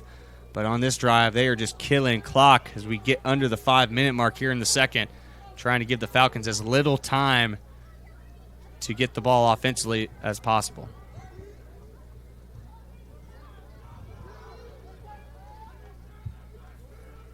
Elliott Hawkins going to grab it. No, Kendall Holmes keeps it.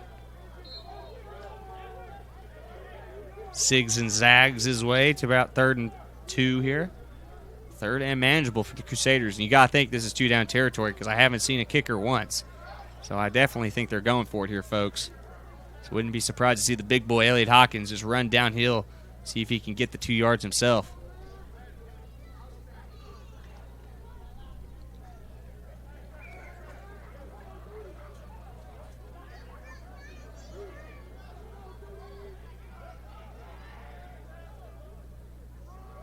They do exactly that and hand it to Elliott, but the Falcons were waiting for it as about 3 white jerseys were there to meet him, and he's lucky he was able to get back to the line of scrimmage. Going to make it 4th and 2.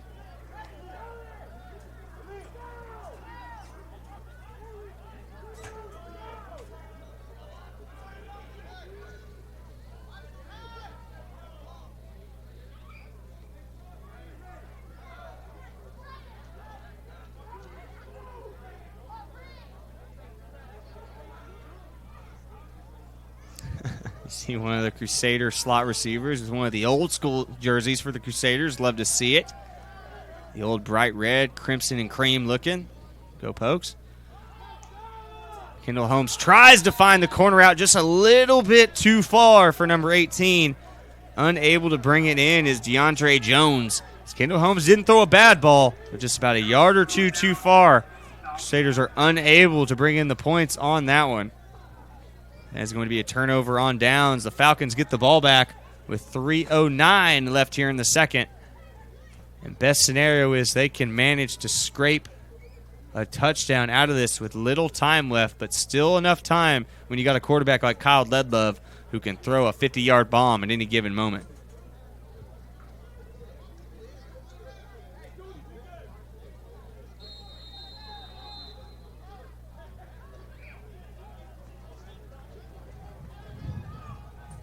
Luckily, the Crusader defense is well rested after the Falcons' kickoff return gave them a little bit more breathing room. So I expect the Crusaders' defense to be running all over the place here on this drive. The Falcons hand it off, and the Falcons running back gets upended. Nice tackle there from the Crusaders. I think he was able to get back to the line of scrimmage or maybe lose one. Yes, he did lose a yard. Going to be 2nd and 11 here.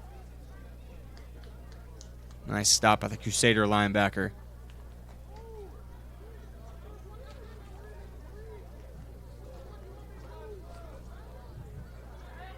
You'd think the Falcons would have a little more pep in their step here. Clock is ticking and it's clicking and it's ticking fast. Quick screen outside, a little bit behind the receiver, able to make the grab.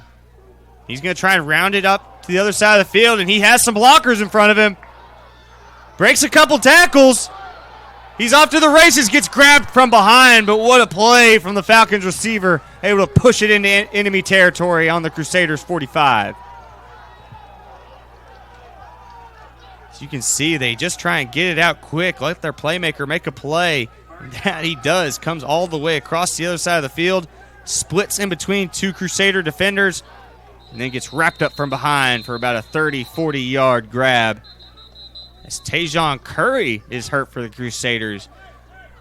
As that is going to lead us to take a quick break here, folks. Hopefully he is okay when we come back. This is Southern Sports Network. I'm Carter Randolph. It's 20-8. Crusaders on top.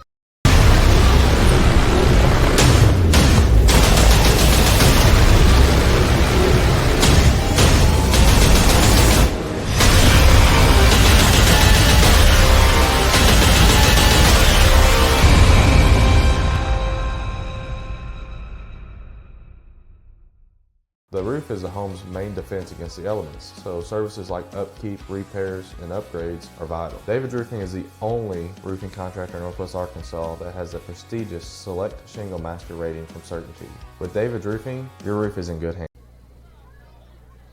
Welcome back, folks. Tajon Curry. Scratch that. That was Jamie Tago who ended up getting hurt on that one. He is able to get up under his own power. You see him working his way back to the huddle. I'm sure he'll get a couple plays off, but he is walking around, so I think he will be fine. Nope, he's ready to go now. He is going back on the field. Tago hurt on that last play before the timeout, before the break. He's coming back out for some more action. 2 minutes left here in the second.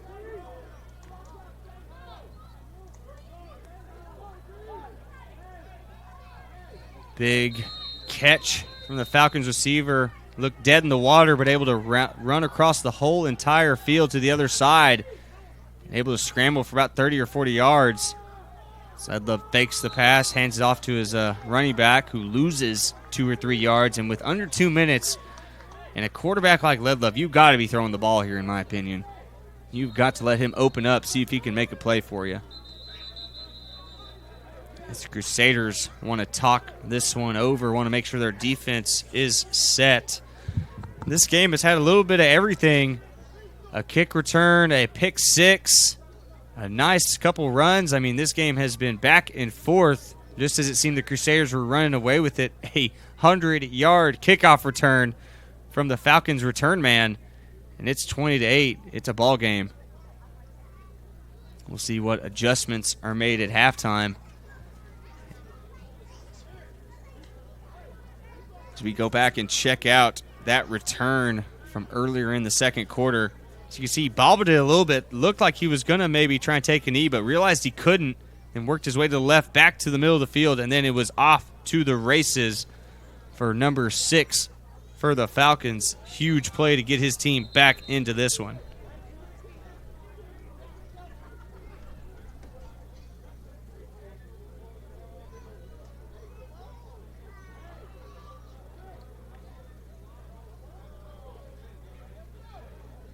Team's coming out. Ledlove having to move his running back to the other side of him.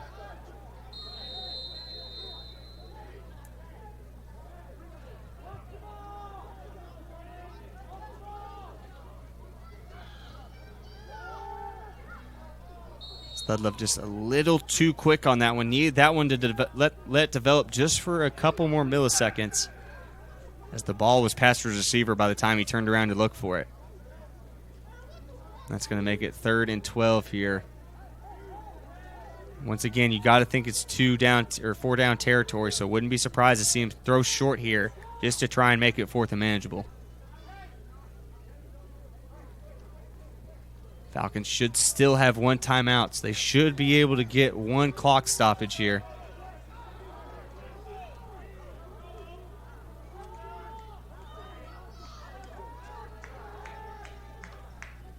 Kyle finds number 4, who has some open green grass in front of him.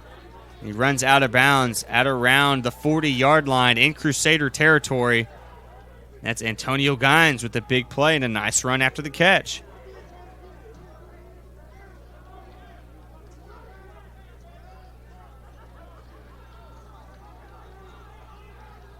Nice work by Gines, able to get out of bounds and stop that clock. Still 1:29 here for the Falcons to work with.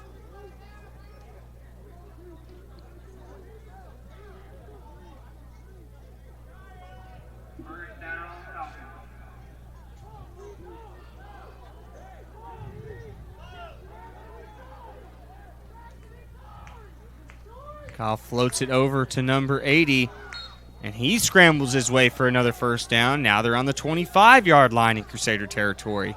Falcons working with what they got here. Still plenty of time. Bobby Beeson with the catch. He just tiptoed down that line for about 10 to 12 yards.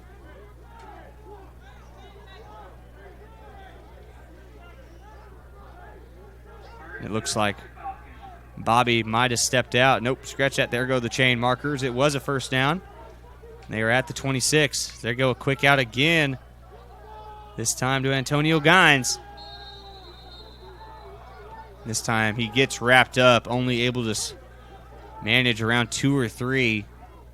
Did not get out of bounds, but the Falcons are going to waste a timeout and stop the clock. 1:17 left. See if the Falcons can manage a score here before halftime. This is Southern Sports Network. I'm Carter Randolph. We'll be right back after this.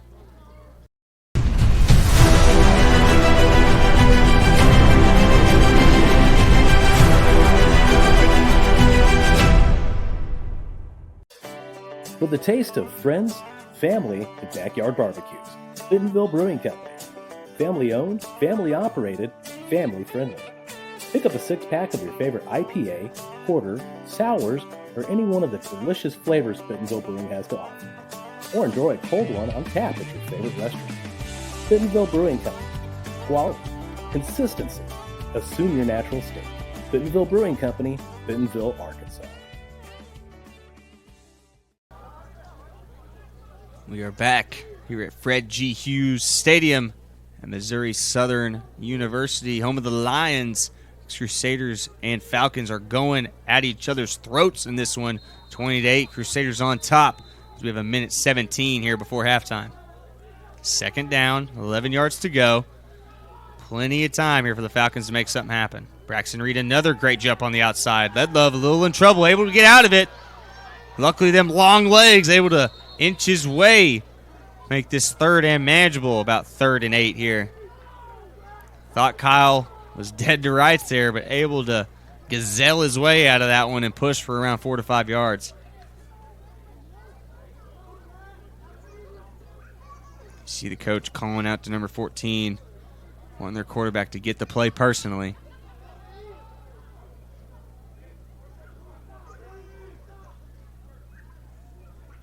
St. Louis got to respect them, new to the CMFL, and a tough ask to come down here and play the 2023 defending champs. And so far, I feel like they're definitely in this ballgame. Looked a little worrisome there early. But 20-8, they can come back at any time. Getting some points here would definitely help. I'm sure the Crusaders defense have other things to say about that one. Ledlub having to make another play. Just floats one up there. What a grab! Oh, would have been a crazy catch if he would have held on to that one. Maybe CMFL catch of the year. So we got to check that one out. You see Ledlub once again gets in trouble and just floats one up to his receiver, and he put a hand up and almost came down with it. That Crusader defender able to knock it loose. My goodness, that would have been a crazy catch.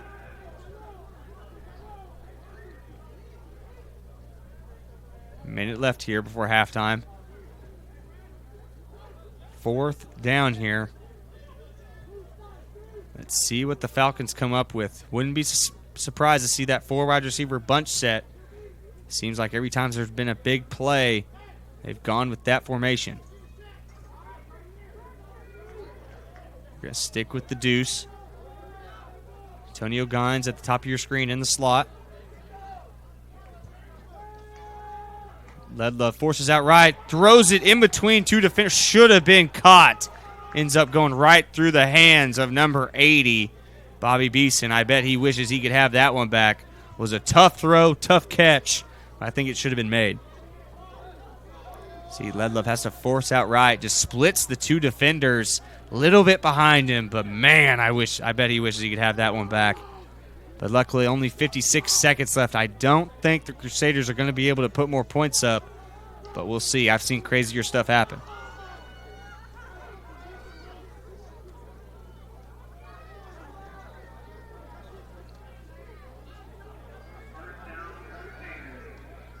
That has kind of been the name of the game here for the Falcons offense early on. Potentially big plays here and there, but just have not been able to convert them. And that one, a huge 4th down and 8. Ledlove able to split the defenders and just right through the hands of the Falcons receiver. Definitely a tough catch. Like I said, one that probably should have been made. It's Kendall Holmes looking to maybe put some more points up. Drops back. Just flicks it out to Elliott Hawkins and it right into the hands and right out for the big running back for the Crusaders. Not his cup of tea. As it was an incomplete pass. The clock stops finally. Might have missed 2 to 3 seconds there.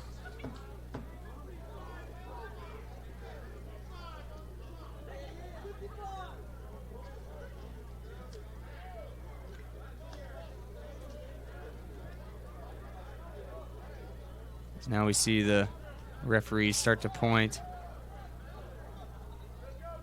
There we go, clock fixed. Back to 55 seconds.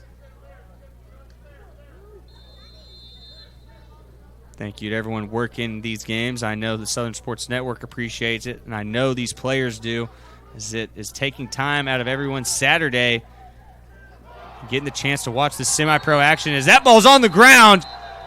And that might be worst case scenario here for the Crusaders. 48 seconds left, and the Falcons have life here before halftime.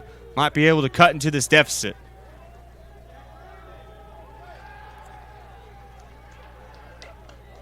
And with under a minute left, the Crusaders, you have the 2-possession lead. I don't understand why you're taking that chance. Got to go almost 75 yards. Just give it to Elliott Hawkins. Maybe he can find a hole. But that is going to cost him as the Crusader defense needs to come out and make another stop here. There's 48 seconds, and the Falcons have it on around the 20-yard line in Crusader territory.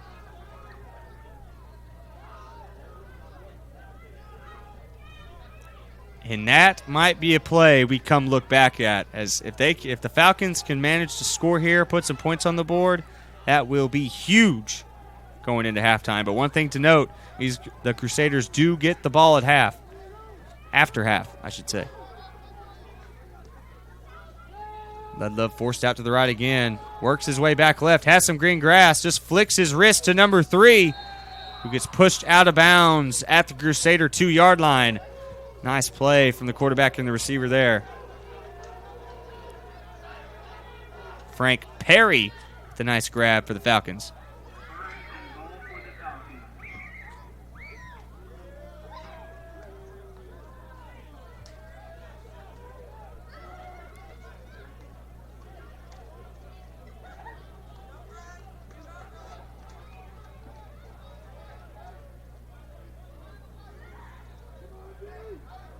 Falcons going to that deuce says. We see Frank Perry dancing on his way out to his spot. Oh, miscommunication.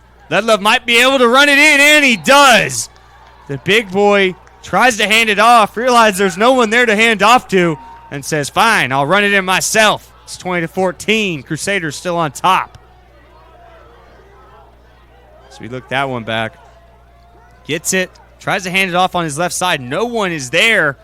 Just said, well, shoot, I'm 6'5", I'll run it in myself. Just lowers the shoulder, inches his way for the 2-3-yard touchdown run. As that fumble comes back to haunt the Crusaders. Under 50 seconds left, and they're dropping back to pass on their own 20. Got to think the coaches wish they could have that one back, as the Falcons are going to look to cut into the deficit again, make this 20-16. See if they can convert this 2-point conversion. Ledlove able to make the one-handed snag on the hike.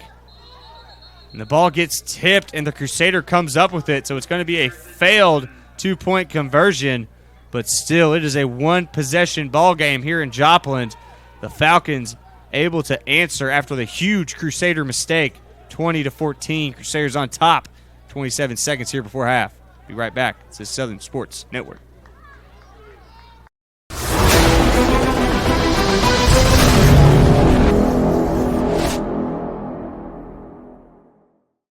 Semi-Pro Saturday is brought to you in part by 950 Ways Graphics. Professional graphics for players, coaches, and teams. Trust the pros at 950 Ways Graphics and look them up on Facebook at 950 Ways Graphics.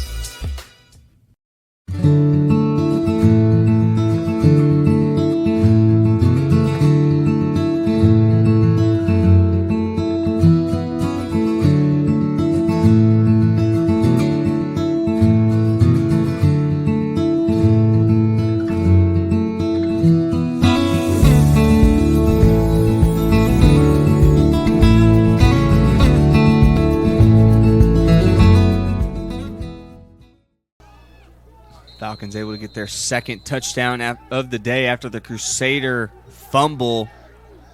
And now they look to kick off. One kickoff return already for the Falcons. Let's see if the Crusaders have one in store. Number 18, looking left, ends up turning it around, and he has a lot of green grass in front of him. Ends up putting on the brakes and points at the Falcons defender. There's 10 seconds left and a bunch of late hits coming out. I mean, I was about to say, there's got to be a flag after that one. I saw two guys go down after the whistle. We'll see if they're going to get it past the 50 after the huge return from number 1 for the Crusaders, Dougie Moore. The nice return there.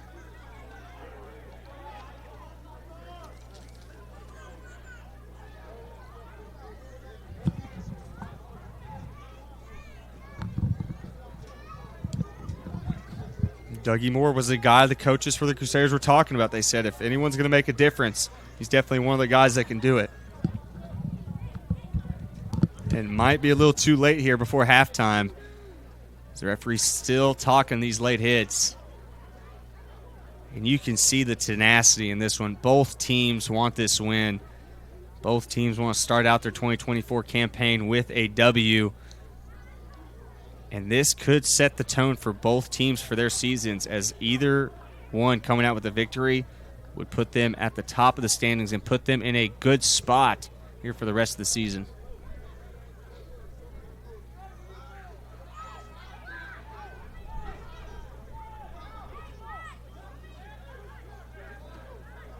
Referees really hammering this one out, trying to figure out what went down and what they want to do about it.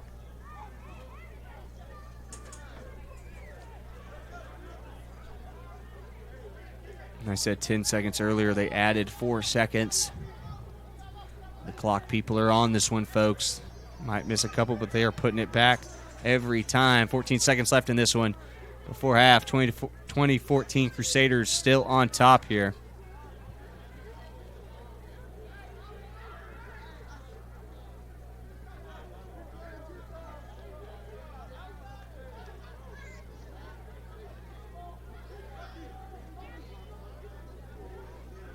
I'm not quite sure what's going on here, folks. I think they might be re-kicking, which I'm sure Dougie Moore is not happy about, as that was almost a 30-yard return back to the 50-yard line. Yep, the receiving unit and the kicking unit are back on the field. This one's going to be re-kicked. Not quite sure what happened on that one, but the referees decided we're just going to redo it.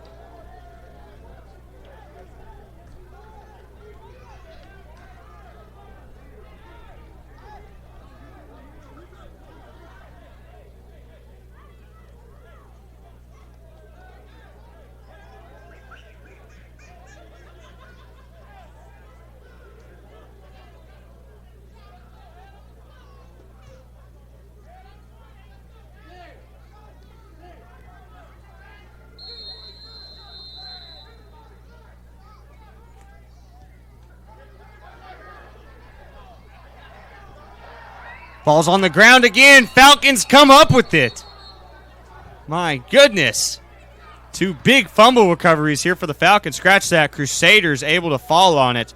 Looked like I saw white jerseys fall on top of that one. So they do a little pooch kick to the side. And, man, the Falcons should have fell on that one. I don't know how the Crusaders ended up coming up with it. Still would only have been 6.4 seconds, so don't know what they could have done with it. But what a crazy ending to this one, as it was 20-0 with about 6-7 minutes left. Now it's 20-14. This is anyone's ball game.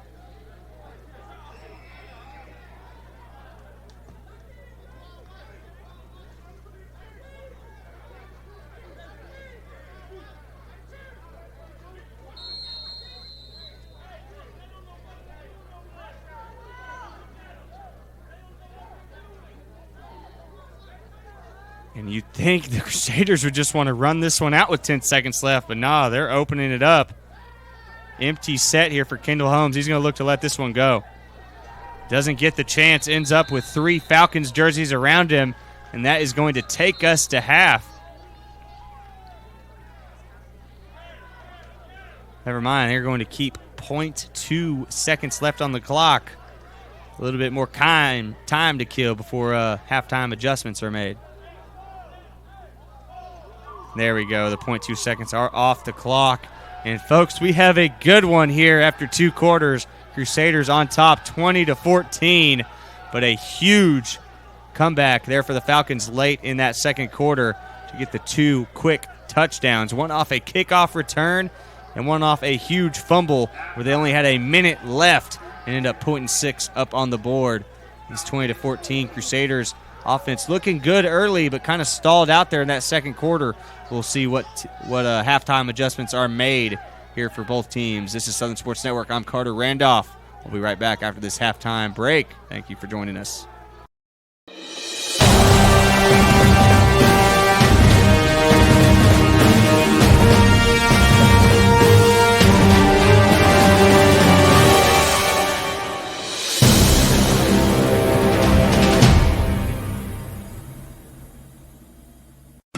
Since 1941, the Dickey's family has been smoking the very best quality meats, low and slow, for 14 hours every day.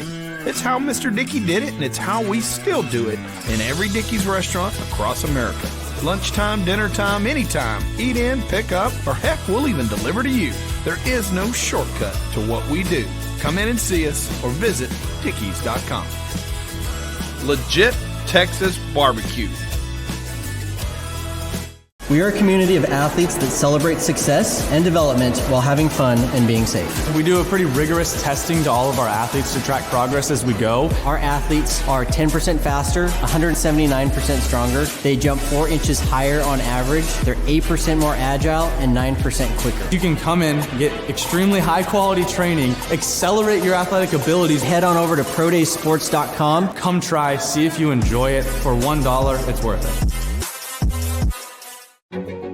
A tradition of educational excellence, more than a century in the making, continues in Broken Arrow. Here, supportive faculty, in-demand undergraduate and graduate degrees, and affordable tuition make Northeastern State University your transfer destination.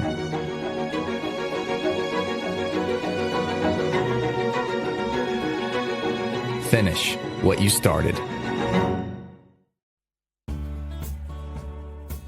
Located in downtown Prairie Grove, Prairie Grove Auto and Farm Supply has been serving the community since 1983. They carry a large selection of inventory to keep your automobiles and farm equipment running smoothly year after year. As a local, family-owned auto parts store, they are thankful to this community for 40 great years and look forward to serving you for 40 more. Go Tigers! My story isn't that different from a lot of people that grew up in a small town. My dream was always to play baseball, but as a kid, it's hard to prove yourself when you're so far away from the big leagues. When no one else thought I was good enough, our community did. From family to friends, coaches, and local businesses, my community built me into the player that I am today, and I'm just getting started. When you have the support of a community, anything is possible. First Community Bank, where community comes first. There's no place like home. Whether you live in Oklahoma, Arkansas, or Missouri, Realty Mart USA is your go-to real estate company for residential, commercial, agricultural, or land. We believe in strong connected communities and sponsor local events. Realty Mart USA, supporting our communities, supporting our future.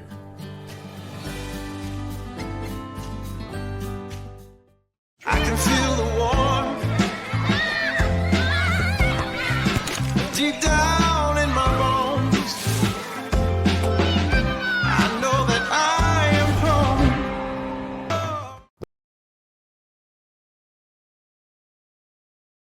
The roof is the home's main defense against the elements, so services like upkeep, repairs, and upgrades are vital. David's Roofing is the only roofing contractor in Northwest Arkansas that has the prestigious Select Shingle Master rating from Certainty.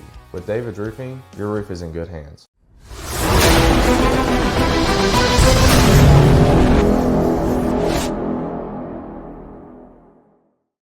In 1851, the Cherokee ignited the lamp of learning in the wilderness.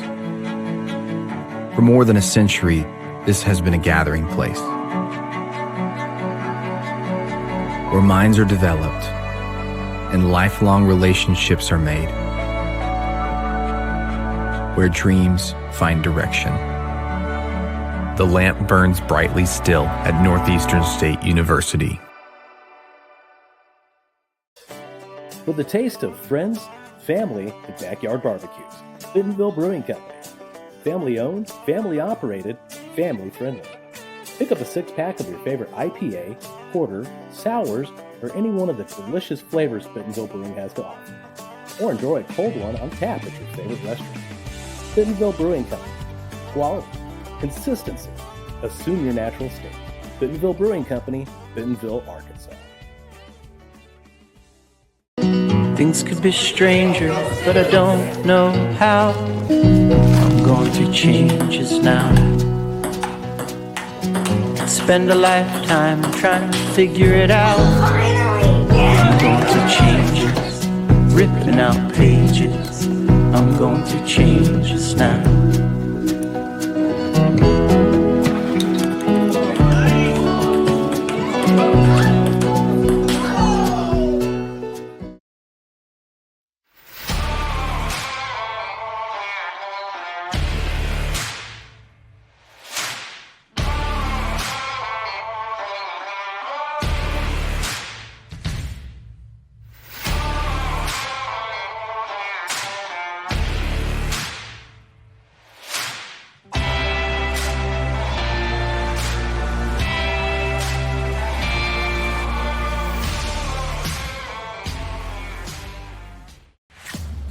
Some might say I'm an ideas guy.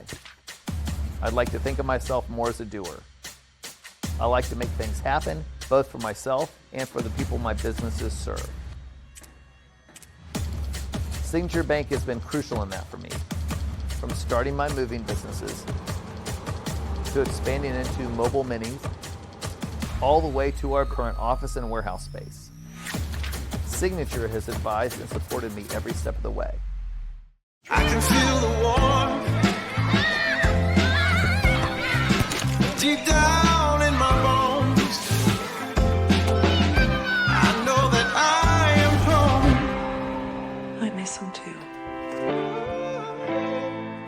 Love brings us here. Together's where we all belong. You're my home. My home.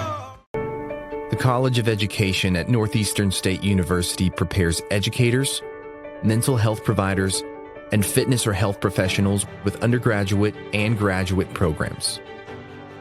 Choose from degrees in elementary, secondary education, special education, health and human performance, psychology, and more. Be ready from day one at Northeastern State University.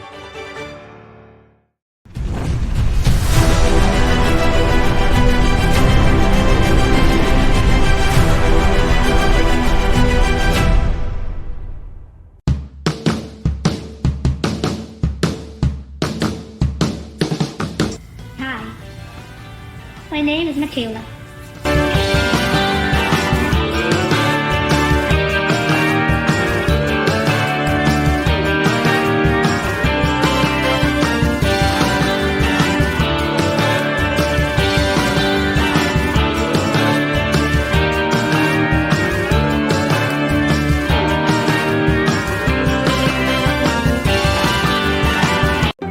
We are computer science pros, chemists and lab technicians, health professionals, mathematicians, and science educators.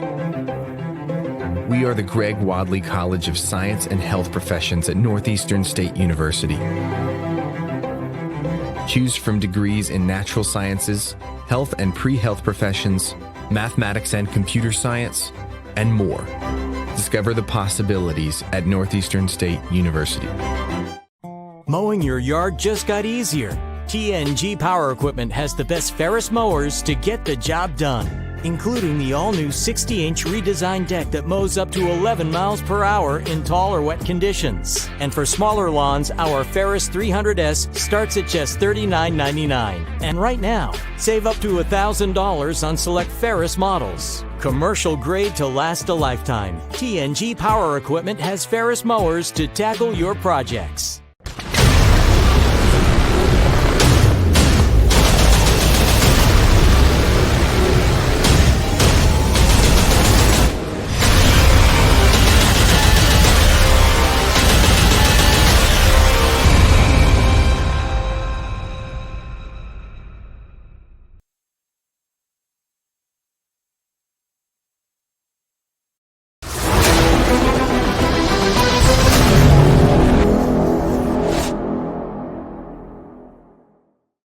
Semi-Pro Saturday is brought to you in part by 950 Ways Graphics, professional graphics for players, coaches, and teams. Trust the pros at 950 Ways Graphics and look them up on Facebook at 950 Ways Graphics.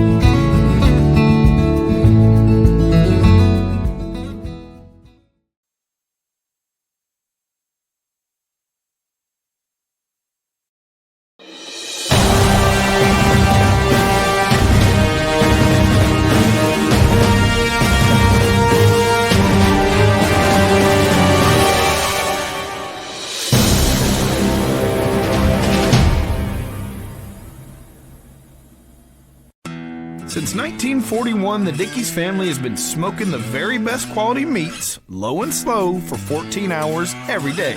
It's how Mr. Dickey did it, and it's how we still do it in every Dickey's restaurant across America. Lunchtime, dinner time, anytime. Eat in, pick up, or heck, we'll even deliver to you. There is no shortcut to what we do. Come in and see us or visit Dickeys.com. Legit Texas barbecue.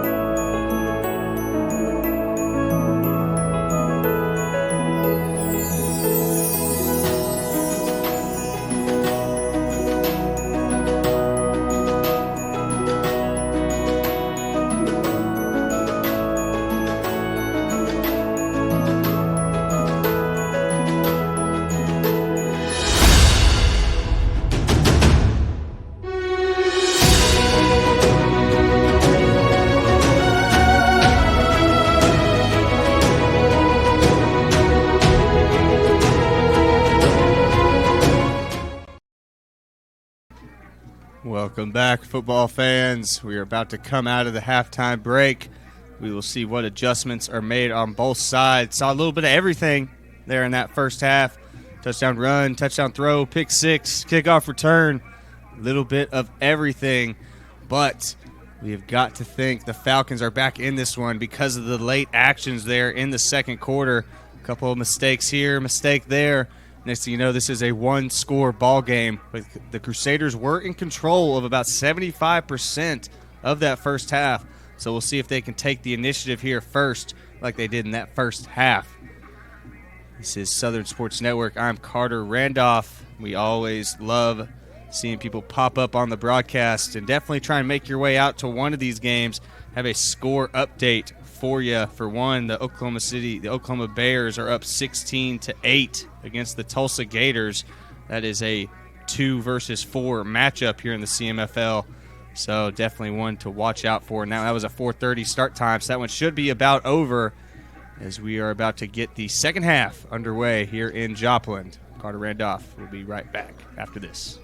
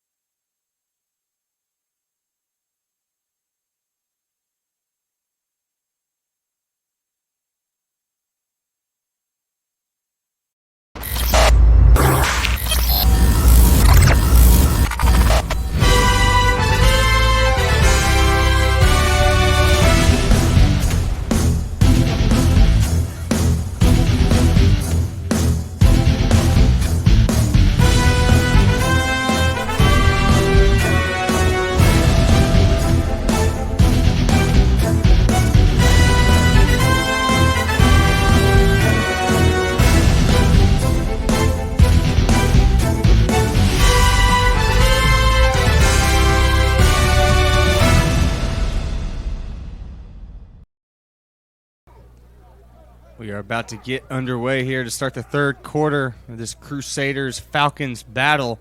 The Falcons are about to kick off here as the Crusaders did defer in the first half, and obviously they chose to receive here in the second half.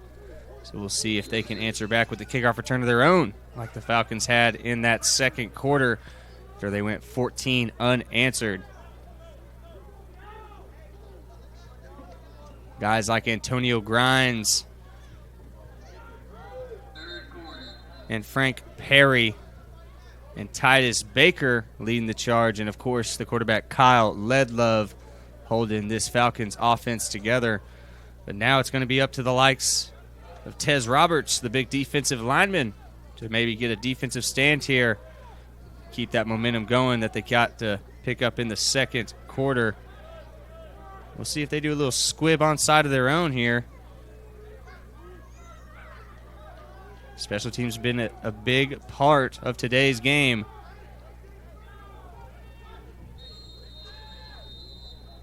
The Falcons are about ready to kick off, and we are back in the action as they do a little high on side here. They might be able to grab that one. Number 20 for the Crusaders basically popped right back into his hands. Cameron Garney with the recovery. Big play there for the Crusaders. Almost a big onside kick recovery for the Falcons. My goodness. Just the backspin on it just popped it right back to number 20. Kind of a blessing there for the team in red. Here we go. Kendall Holmes coming back out. Had a nice first half, able to scramble around and pick up yards if needed. Also was throwing the ball well. Had the touchdown pass to Jamie Tygo. Has 2 touchdown passes on the day. One to Tygo, one to Tajon Curry.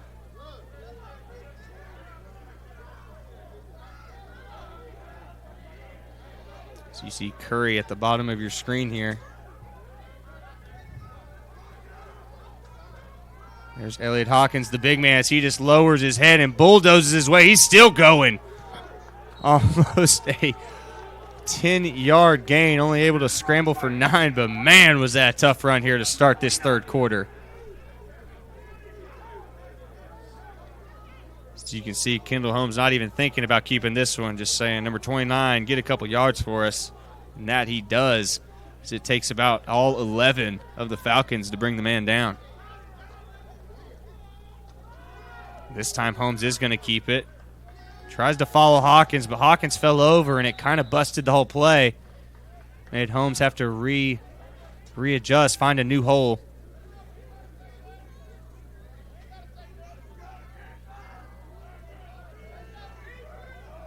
And that is going to make this a 3rd down and 2. 3rd down and 1. And I would say I'm thinking they're giving it to Hawkins, but after that last 2 minutes of the second quarter, I honestly don't know. As this time they're going to go under center. Very few and rare occasions the Crusaders go under center. They give it to Elliott Hawkins, and the hole just isn't there. The defensive end or outside linebacker came crashing and busted that thing up quick. That's going to make it 4th down and 1. He was able to get back to the line of scrimmage. And this is a interesting call at your 50 or near your 50. And going to go for it here. If you get it, definitely in good field position. But if you don't, you're giving the Falcons a chance at life here. Maybe be able to take the lead.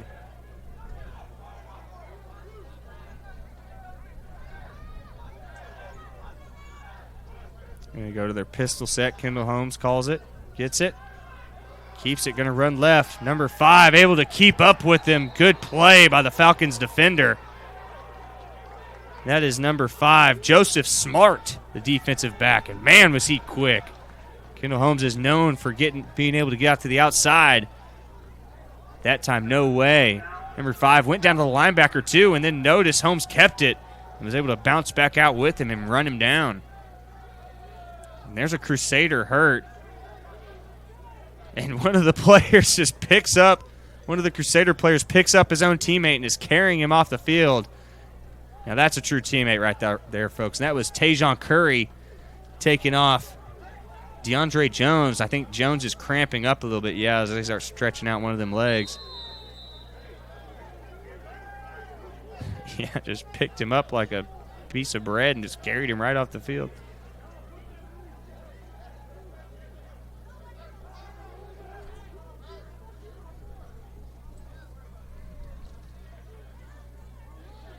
That is a turnover on downs. Falcons are going to get the ball here in great field position. Crusaders not able to convert. And we'll see if the Falcons can take advantage. As they hand it to Titus Baker, see what he can do. He almost gets brought down, but able to push for another couple yards, but there is a flag down near the Falcons' 45. And from where it came from, you got to think it's probably a hold.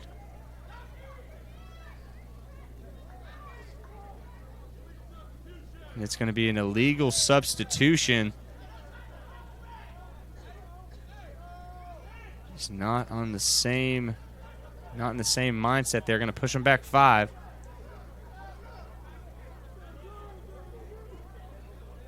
Actually going to push him back 10 as they go from second and around 5 to first and around 14 here.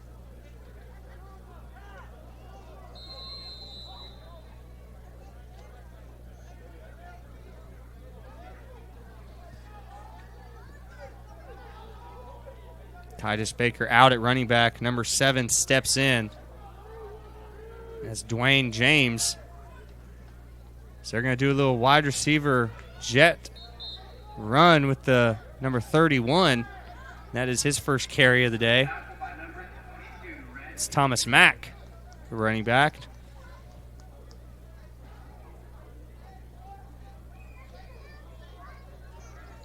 And after the illegal substitution, still second and long here. Going to be second and 12.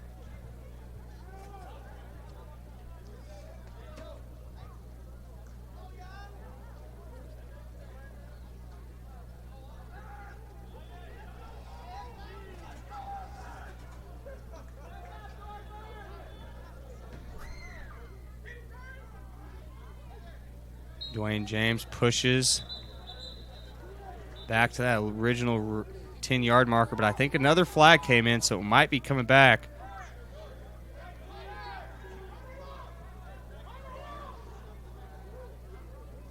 Waiting for the referee's call here. Thought I saw him grab a holding sign.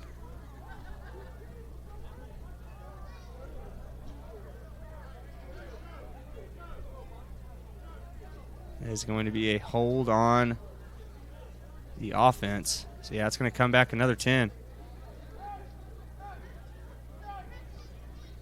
Now it goes from second and 12 to second and 22.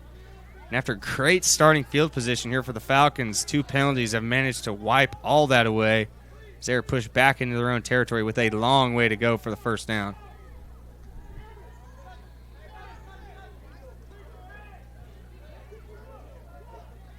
Don't forget, sports fans, Southern Sports Network is on Facebook, Instagram, X, or formerly known as Twitter, and TikToks, and you can get scores, standings, and great exclusive content each and every week with CMFL action.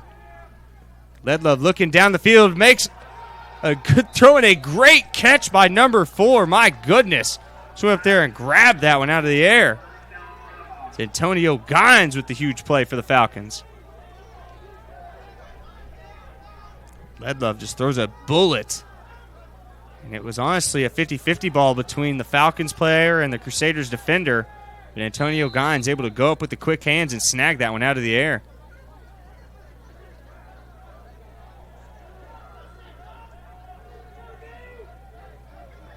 You see Antonio Gines down to the bottom of the screen. You got to think after such a big throw and catch from Ledlove and Gines, might try and go back to it here. They do a quick screen, and that one's just a little too far out in front for number 3. So Ledlove was looking for Frank Perry, that little quick screen.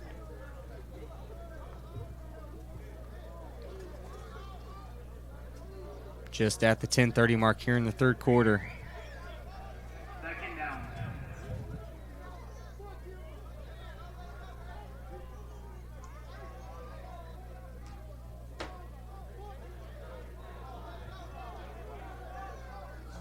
It's going to be second and around 11 here. Ledlove is just a general out there for his Falcons team. He has been pointing someone in some direction almost every play. And that looked a little off, but Ledlove gets it off just in time. Going to be incomplete. But he got lucky on that one. I thought it was going to be either a flag or a big-time sack for the Crusader defense. So we check that one back.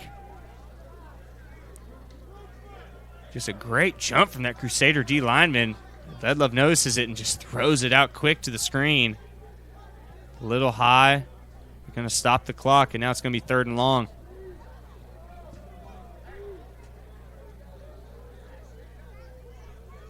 Oh, but there was a flag on the play.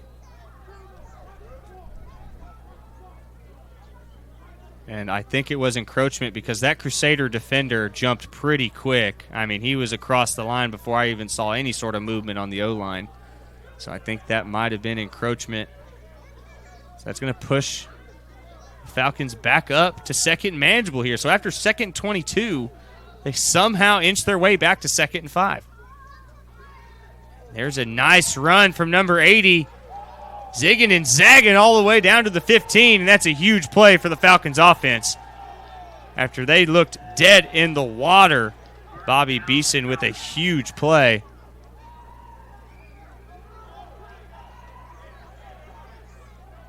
Jukes left, then gets pushed back by the Crusader defender.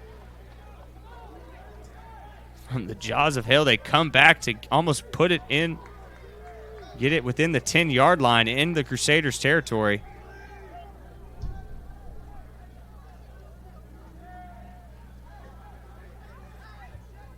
This is where I think you give it to number 14 and let him try and make a play for you. I think that's going to be encroachment again. Yeah, the defender's just jumping a little bit, not looking at the ball or waiting for any sound, just going at their own will right now. And that is going to push them to the 10-yard line. Falcons in great position here on 1st down.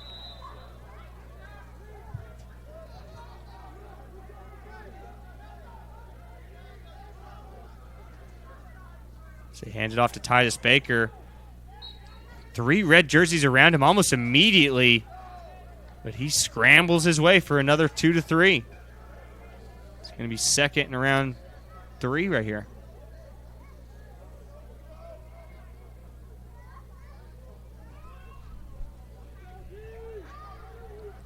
Titus Baker to the left of his quarterback. We're going to play action. Ledlove's just going to take it himself, and he just pushes the pile. Finally, a gang of red jerseys brings him down as he pushes the Falcons offense to the Crusader 5.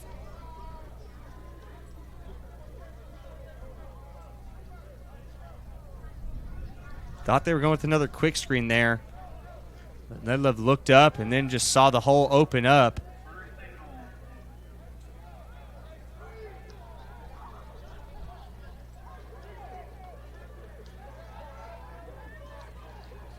This is where the Crusaders need to make a stand. 1st down inside their own 5. They need to man up right here and make a stop. Braxton Reed's been quiet here, and it's a terrible snap.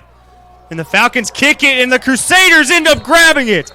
What a timely mistake from the Falcons, my goodness.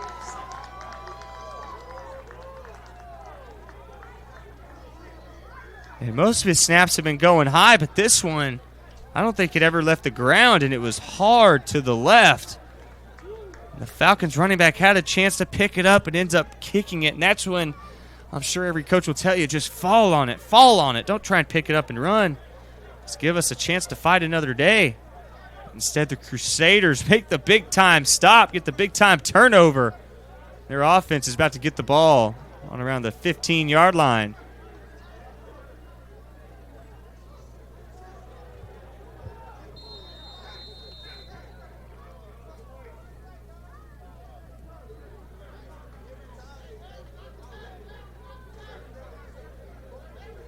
And after just a back-and-forth drive from the Falcons, a bad snap loses them the possession. Crusaders, as Kendall Holmes takes the shotgun and has 2 running backs beside him. Elliott Hawkins to his right. They give it to number 3. It's Charles West who is to his left, and he gets the nice run for about 6.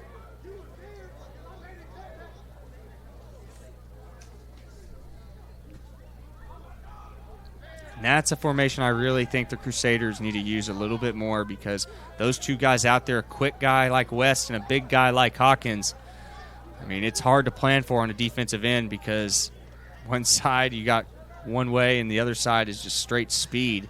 It's hard to match up on both sides. But instead they decide to use West as the running back behind Holmes and Hawkins as more of a fullback to the left of him. So they do an option type play, but Holmes didn't want to lose or make a turnover, so he just decides to keep it and take the tackle for loss. That's going to make it 3rd and around 8 here.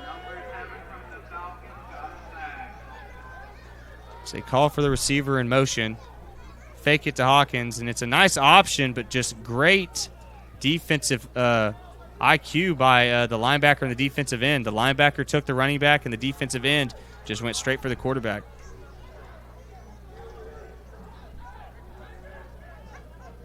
So we are at the 5:30 mark here, late in the 3rd quarter. Not a lot happening offensively, but a bunch defensively, as both teams have made huge stops when their teams needed them.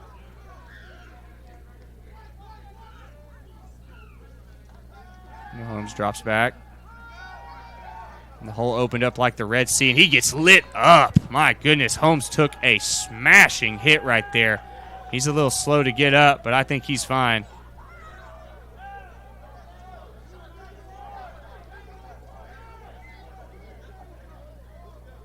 So you can see he was looking downfield, and then just saw the D-line split apart and decided to run it, and man, he got smashed. I'm surprised he got up so quick from that one. Kendall Holmes just shows his grittiness here, as he did lead the Crusaders to a CMFL championship last year in 2023.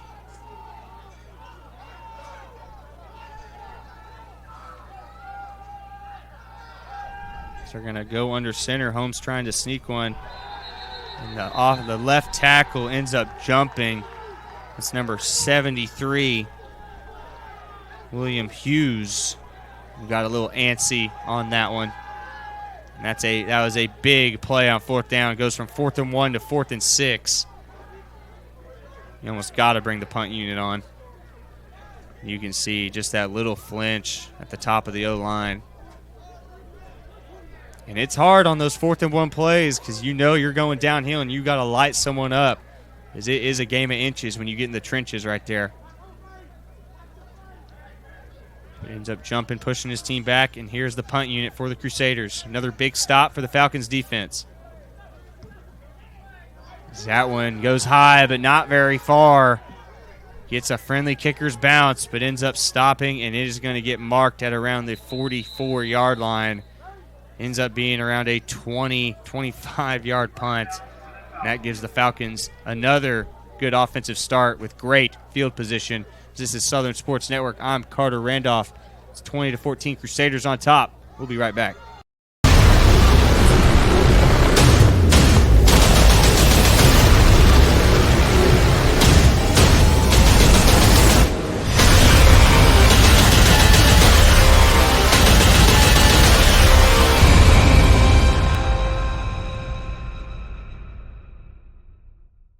The roof is a home's main defense against the elements, so services like upkeep, repairs, and upgrades are vital. David's Roofing is the only roofing contractor in Northwest Arkansas that has the prestigious Select Shingle Master rating from Certainty. With David's Roofing, your roof is in good hands. Welcome back, folks. 20-14 Crusaders still on top.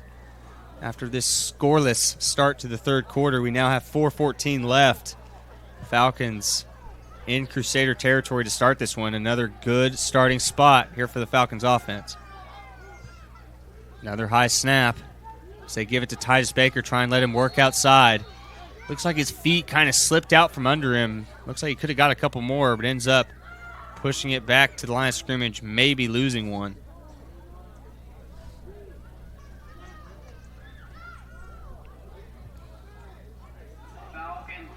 And after a little bit of everything happening in the first half. This one has just been a defensive standoff. The Falcons have gotten the ball near the 50 twice now in the third quarter, once getting it to the 5-yard line. The Crusaders making the big-time stand. And now once again here on the 45 in Crusader territory. Ledlove trying to be the general he is. So throwing the quick screen, and that one ends up bouncing to number 1. Ledlove was trying to find Darren Wilborn. Ends up throwing that one a little short. And that was a long throw. I mean, he was going from hash all the way to the other, past the other side of the field, past the number. Not an easy throw to make. I mean, one I'm sure Ledlove can make. That time just undergunned it a little bit. As the clock continues to tick at the 2:50 mark here in the third.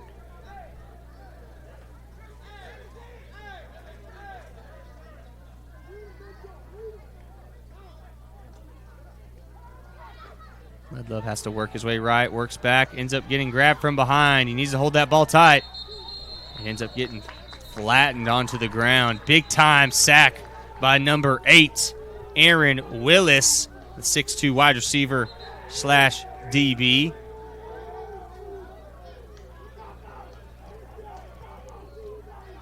And just nowhere to go with the football for Kyle Ledlove, and he ends up having to hold on to it too long, and that is a defensive end's best friend right there.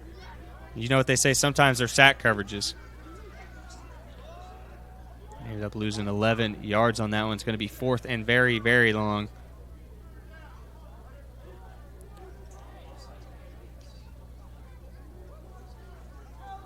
Looks like there was a flag on the Crusaders, so they're going to end up pushing it the other way here.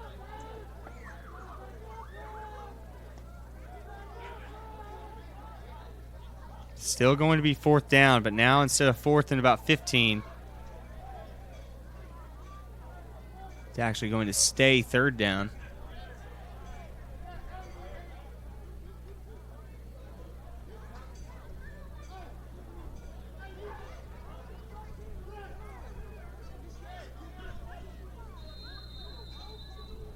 Went from 3rd and 22 to 3rd and 6. What a change in spots right there. So that is a huge mistake by the Crusaders defense. Just like the last drive, Falcons got it into good territory. A couple penalties hurt them. And now they're back to within 3rd manageable. And Kyle Ledlove is out of the game. Number 5 is under center as he tries to run it to the outside. Able to make it back to the line of scrimmage. I will keep you updated on what happened to Kyle Ledlove, the starting quarterback for the Falcons. But that was Joseph Smart right there under center.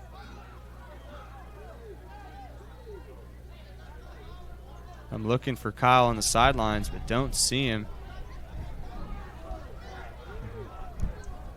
Now I do. He's on the far right. He's getting kind of a shoulder massage. Might be cramping up, or maybe on that tackle got a pile drive into that shoulder. Then we got 18 warming up on the sideline for the Falcons. Looks like he's going to be coming in as the backup QB. That is Ron Wickerham. So he's going to step in under center here for the Falcons. But right now it is 4th down, so they are going to punt.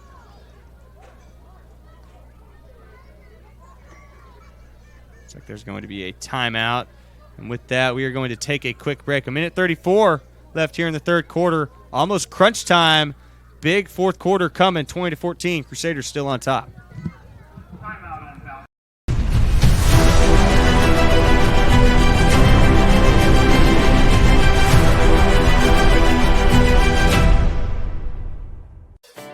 With the taste of friends, family, and backyard barbecues, Bentonville Brewing Company.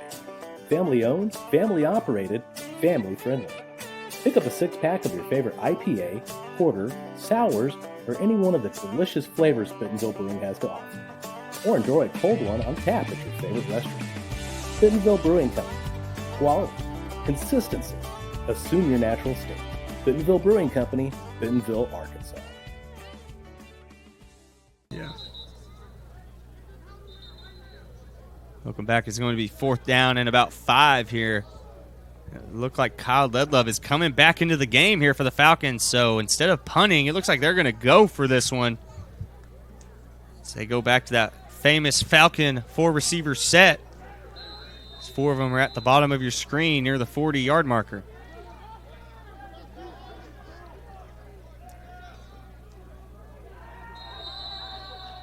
After all that, Falcons O-line ends up jumping, and that's going to push them back, make it 4th and around 10.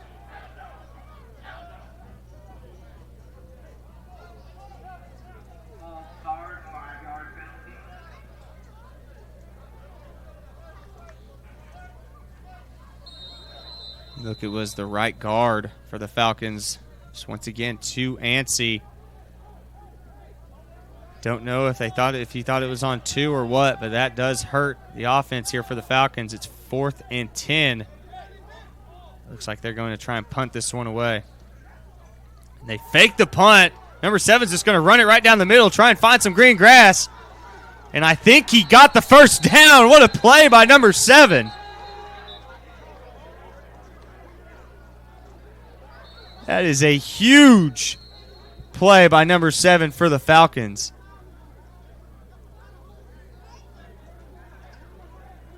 Looks like a flag might have came out there. As we look back at that one, it was a real slow snap, so it looked like he wasn't even going to have time to kick it anyways. Just ends up running it to the left and pushing it past the first down marker.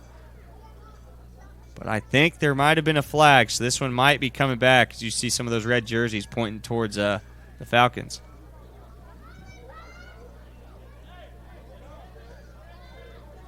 Yes, it is going to be on the Falcons, so scratch that after the nice special teams play. It's going to end up canceling out and going to be around 4th and 10 again.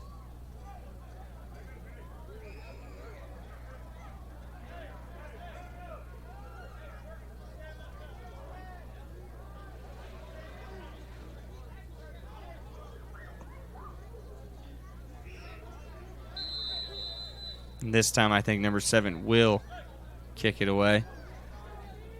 So it's about 4th and 8 here.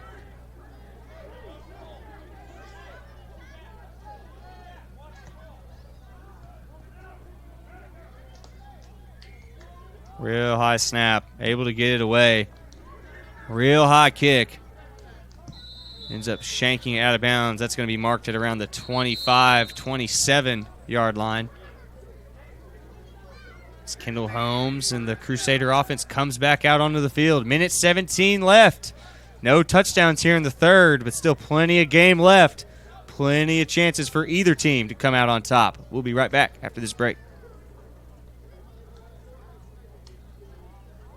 Semi-Pro Saturday is brought to you in part by 950 Ways Graphics. Professional graphics for players, coaches, and teams.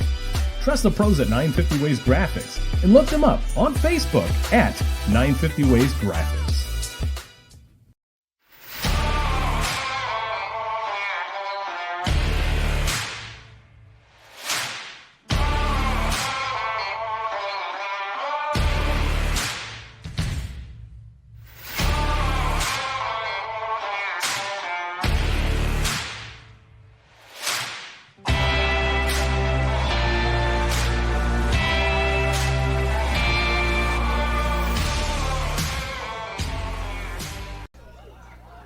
Welcome back.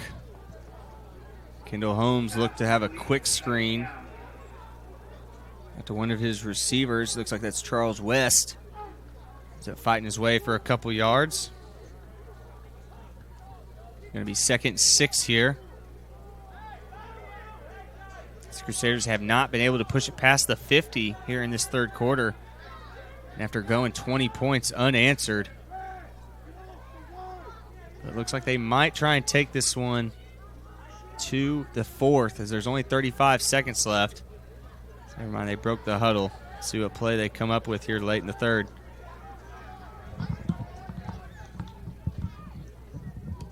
Kendall Holmes going to keep it.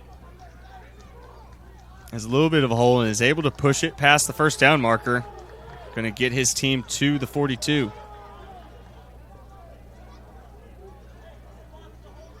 And that's something I think Kendall Holmes might have needed. It looks like he kind of stalled out there this third quarter and hadn't really been able to make much happen. But that's a nice, solid 8 to 10-yard run, pushing his team forward, trying to get him past the 50 here. And that is going to be the end of the third here. Crunch time coming up. Big fourth quarter. This is the Joplin Crusaders home opener here at Missouri Southern State. Home of the Lions. 20-14 Crusaders on top. We'll be right back.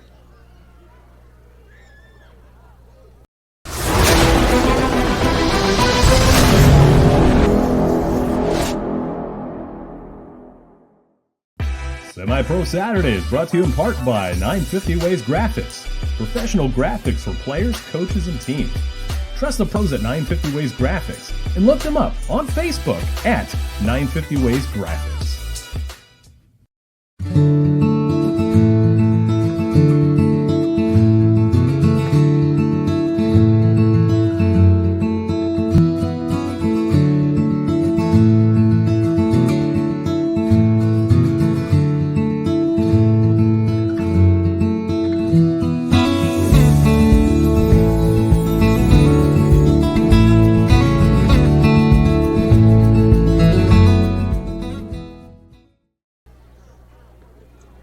Back as you see these CMFL standings. Joplin Crusaders still number 1.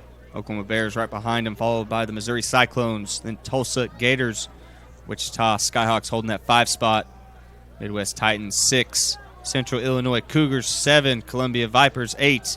Then we got your St. Louis Falcons in the 9 spot, and the Kansas City Panthers holding down the 10. Chris Dotson, host of the Semi-Pro Saturday show, had this as a 17-point favorite for the Crusaders. Looks like the Falcons are holding their own a little bit here as Kendall Holmes finds his receiver, Charles West, again, as he has plenty of room. He has a huge gain, pushing it past the 50, past the 40. He's going to get brought down at the 35. So the Crusaders push into enemy territory, trying to make something happen here in the second half. Kendall Holmes just a little 5-yard out there from Charles West. Kendall Holmes finds him. And then after that, just let your playmaker work. And that he does as he wiggles his way all the way to the 35. This is the best field position the Crusaders have had all second half. Going to go bunch set to the short side. Kendall Holmes gets pressured quick. Has to get rid of it. Finds one of his O-linemen, number 44. As he just gets lit up in the thigh, and I don't think you can do that, good sir. That one might be coming back. But a crazy little play. I'm sure it was the biggest play of Theodore Bullard's career, the 6'2" O-lineman, as it just came right to him, and he said, sure, why not? So, of course, we got to check that one back in. Kendall Holmes pressured immediately there, and just lucky to get that one off. But the flag is off, and I don't know if he was eligible. He has the number to where he could be, but I don't think he is. I think he is an ineligible receiver, so this one might be coming back.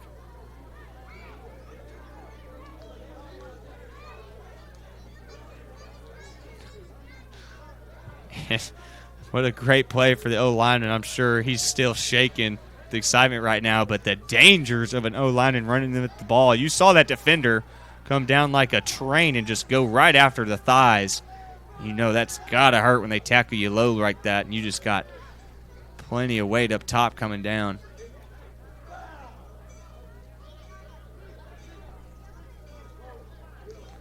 Clock is rolling here as we get under the 13-minute mark.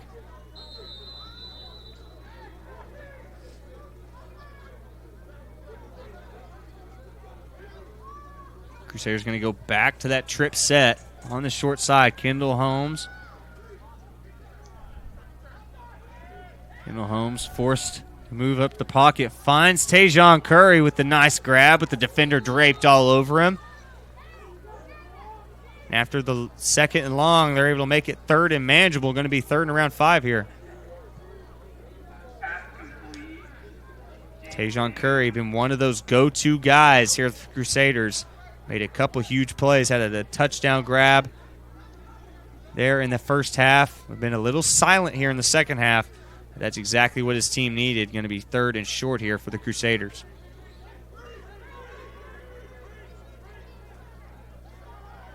So you see number 53 hurry off for the Falcons.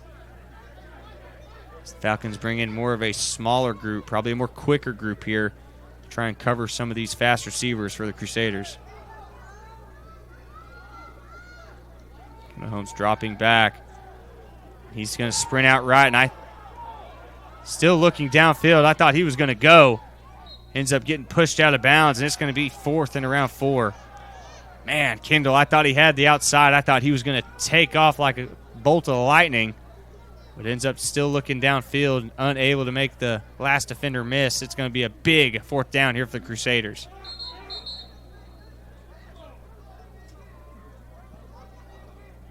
Clock is going a little bit too long here. Refs having to blow the whistle a couple times. We have 11:19 here in the 4th.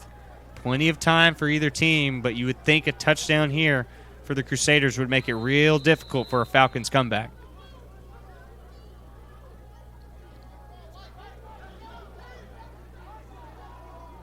And besides the pick 6, both scores have been around this zone. A couple good throws from Kendall Holmes to one of his playmaking receivers. Looking for him to drop back and maybe send one deep. He ends up flushed right, still looking downfield, ends up throwing it back across, and he had number 9, Tajon Curry, near the back of the end zone, but just threw it a little bit too far. And I see a flag. That might be a late hit just because of where it's at. That was right where Kendall Holmes was throwing.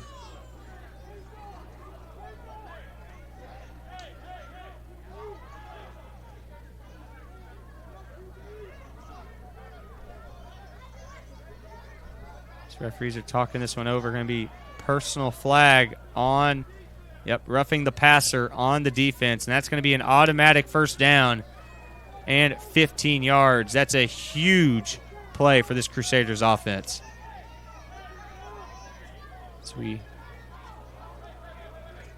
This Kendall is, the O-line's been holding up all right, but he's getting flushed out a lot here to start this 4th quarter. But knowing Kendall Holmes, you know if anyone can scramble out of trouble, it's him.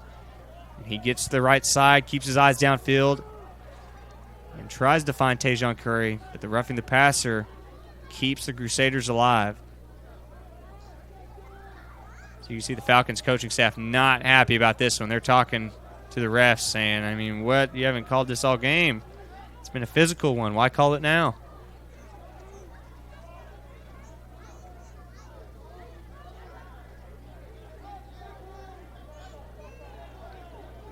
Referee ready to come back to work here.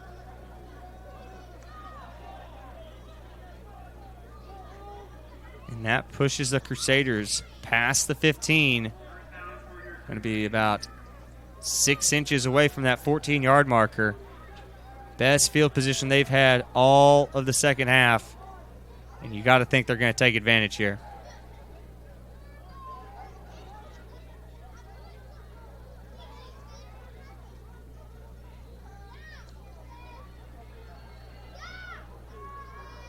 .11:24. They adjusted the clock, put a couple seconds back up there.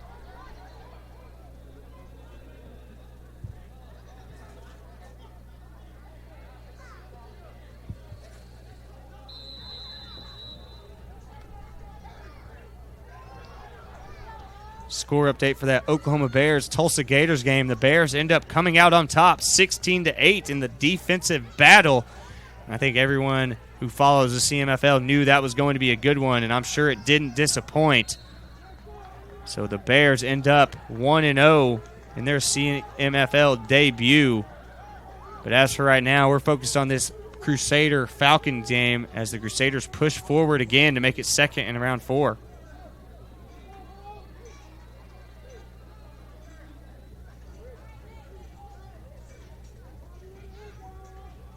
DeAndre Jones going to come off the field for a second. The receiver, number 18, had a couple big plays today. Maybe Curry up top. Devin Harris to the bottom. It's Tajon Curry, ends up taking it all the way to the house, and I think he might have got 6 there. Yes, sir, he did. Tajon Curry ends up wiggling his way for another touchdown. See, they call him in motion. Just a little toss. My goodness, that toss was a little hot. Surprised Curry was able to handle it cleanly, but he does. And then zigs a little bit left, zags a little bit right. And that's going to be the second touchdown of the day for number 9, Tajon Curry. It's 26-14. Crusaders on top.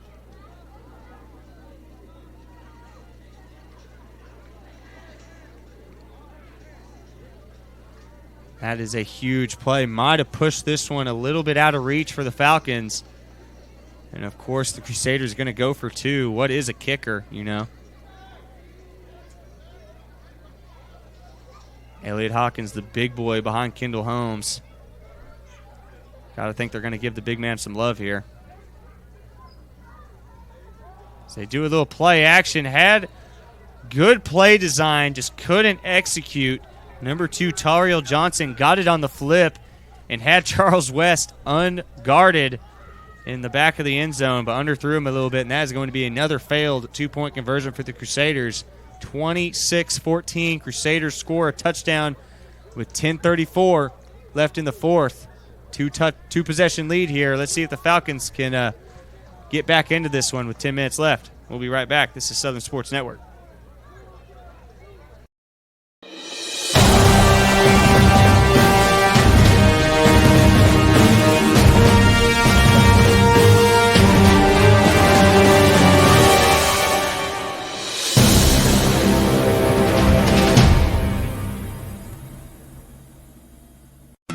Since 1941, the Dickey's family has been smoking the very best quality meats, low and slow, for 14 hours every day. It's how Mr. Dickey did it, and it's how we still do it in every Dickey's restaurant across America. Lunchtime, dinner time, anytime. Eat in, pick up, or heck, we'll even deliver to you. There is no shortcut to what we do. Come in and see us or visit Dickeys.com. Legit Texas barbecue. Crusaders end up with another touchdown here. Had 20 points unanswered. Falcons fought back to make it 20-14. And then with 10:34, Crusaders finally get on the board again, push it to 26-14 as they kick off here. We'll see if the Falcons and Kyle Ledlove can make a little bit of a comeback here and maybe score and leave a little bit of time left to give them a chance. And that's a huge kick return. One man to beat, and he's not going to do it. What a tackle by number 86, Shamar Rogers. Huge touchdown-saving tackle. His number 6 for the Falcons with a huge kickoff return. Gets it past the 50 all the way to the 30.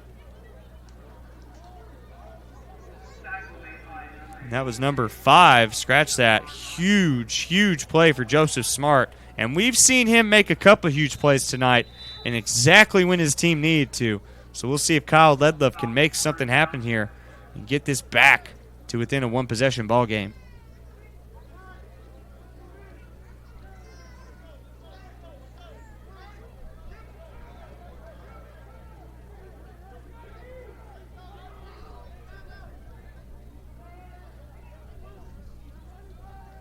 Hand it to number 31 on the wide receiver run. And he's got some room and a big hit there from the Crusader defender. But not after the 15-yard gain there from number 31. It's Thomas Mack again. Not too many touches, but every time he does touch it, he makes sure to do something with it. And then the huge tackle by number 2, Tariel Johnson, laying the wood on that one.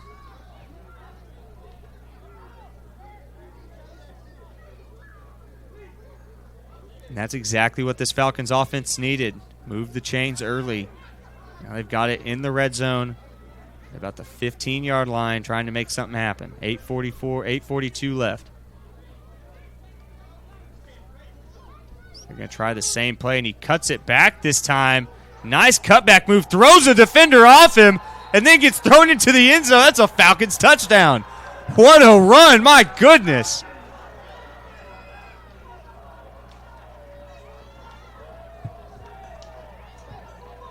As they thought he was going to go outside again, but he just turned his feet and cut it back in. Number 44 with the huge run for the Falcons. I believe that's his first touch of the day. Andre Cooper Jr. with the big touchdown run. It's 26-20. And we got ourselves a ball game, folks. After the Crusaders end up in the end zone, the Falcons answer right back. After Joseph Smart's huge kickoff return gets them into enemy territory at the 30. Big run by Thomas Mack. And then Andre Cooper Jr. finishes it off with the bulldozing touchdown run. Of course, they're going for 2 here. I believe there's a new running back in the game. Looks big. And then they find number 5, and he gets pushed into the end zone. That is going to be a 2-point conversion. It is good. So it is 26-22. This is a one-possession game here. 8:20 left. We'll see who comes out on top. This is Southern Sports Network. I'm Carter Randolph. We'll be right back after this.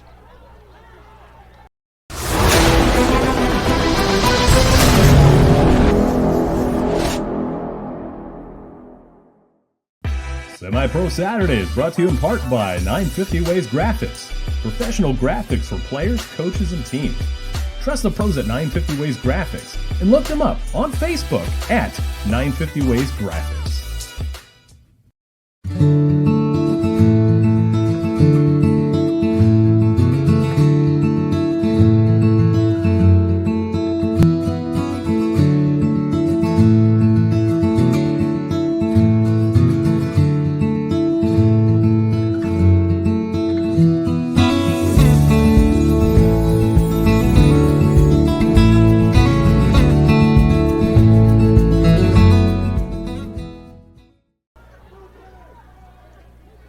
Welcome back, folks. 26-22. Falcons about to kick off here. DeAndre Jones back deep for the Crusaders. So that's a short kick. Ends up falling to number 4. Still running with it. Able to inch it out past or near the 40. That's Lupe Prado Jr., 5'8" receiver.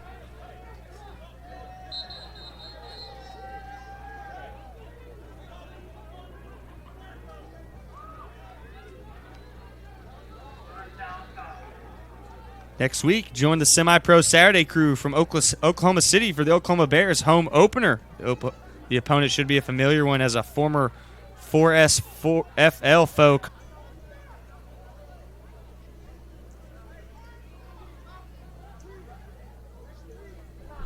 Sorry about that, folks. We had a little bit of technical difficulties, but while you were away, Kendall Holmes gets into the pistol, fakes it to one of his running backs, fakes it to Elliott Hawkins, and then tries to roll it out, and then tosses it to Tajon Curry, and he's able to inch his way for about 4 yards. So it's 2nd and 6 here inside the Falcons' 30. Elliott Hawkins once again just bulldozing his way for as many yards as he can, and the Crusaders in this second half have just committed to the run. There's been a couple times when Kendall Holmes has dropped back, but even then, it seems like he's using his legs 9 times out of 10. And it has definitely benefited the Crusaders as they do hold the lead and are killing a lot of clock right now with 4:50 left here in the 4th.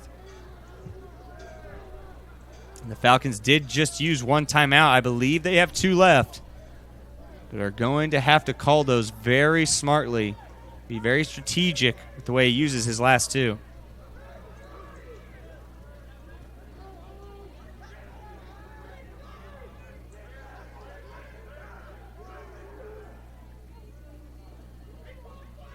Head coach Charles Henry trying to get his defense right. And that's a huge defensive play there by the corner number 14, I believe.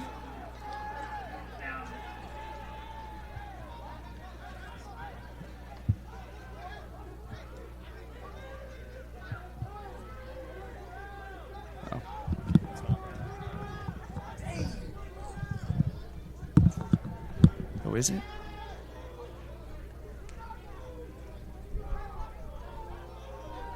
Sorry about that. We're trying to get this stream right. Just a couple hiccups here and there.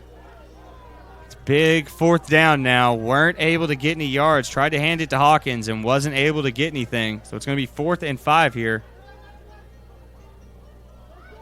Kendall Holmes dropping back, going to roll out right. A guy with no helmet's running after him, but Holmes is too quick.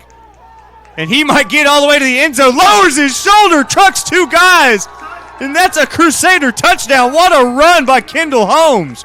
My goodness. And he just wraps himself around and falls to the ground as we watch that one back. Two white jerseys, and bam! Kendall Holmes trucks right through him and walks into the end zone. What a play for his Crusaders. And what a play by number 10. He tries to grab it, but his gloves or hands are just a little too slippery. Falls right to the ground, and there's the rest of the squad just as excited as he is.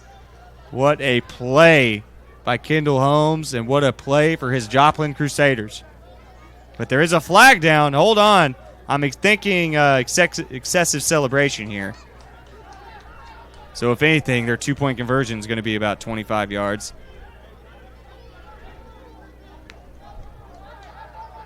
We got under 4 minutes, and now it is a two-possession ball game. That is huge here for the Crusaders in their home opener. That could be the nail in the coffin.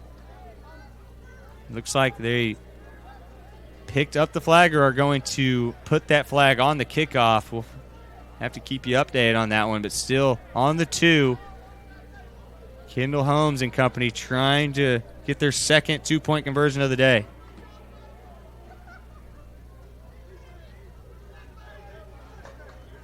Kendall Holmes just throwing the fade. Not a bad ball to Jamie Tago, but just a little underthrown. If he throws that out to the back pylon, I think it's on the money, but unable to convert. It's going to stay 32-22, and we'll be back with the last 4 minutes of this one. Crusaders on top. I'm Carter Randolph. It's the Southern Sports Network.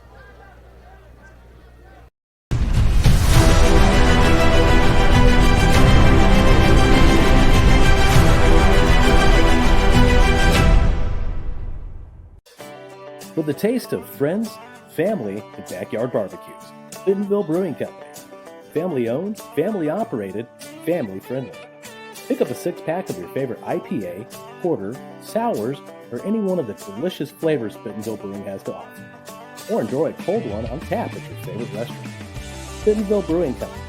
Quality, consistency, assume your natural state. Bentonville Brewing Company, Bentonville, Arkansas. After the huge Kendall Holmes touchdown run, the Crusaders' lead has been pushed to 10. It is 32-22, 3:51 left in this ball game. And this is exactly how I thought this one would go, a shootout to the very end, as the St. Louis Falcons did not come all the way down here just to get walked all over, as they are fighting and clawing to get back into this one. And last time they were in this position, they needed a quick touchdown, and they got it. Let's see if they can do it one more time and maybe see if they can grab an onside kick to give themselves a chance.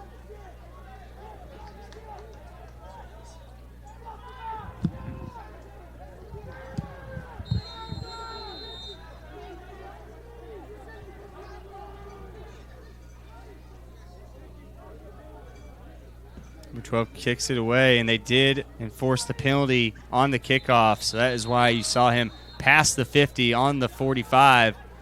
He ends up kicking it out of the end zone, so the Falcons are going to get it on the 25. And a nice little scene there as there's a prom taking place here at Missouri Southern State University, as everyone at the prom gets a front row view to this semi-pro Saturday action. And boy, did they pick a good night, as it's 32-22, Crusaders on top. Falcons offense coming back onto the field. We'll see if they can score quick and maybe get another shot. Kyle Ledlove has the arm to do it. Wouldn't be surprised to see him just take a chance here on this first play.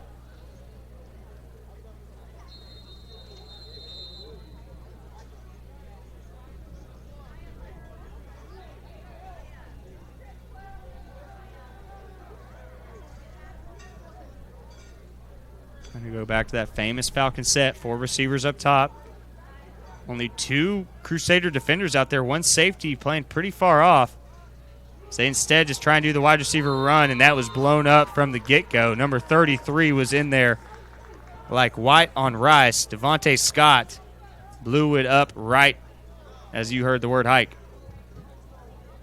You see just a blitz right from that linebacker spot, and he blitzes right through the B gap, goes untouched, just blows that one up immediately.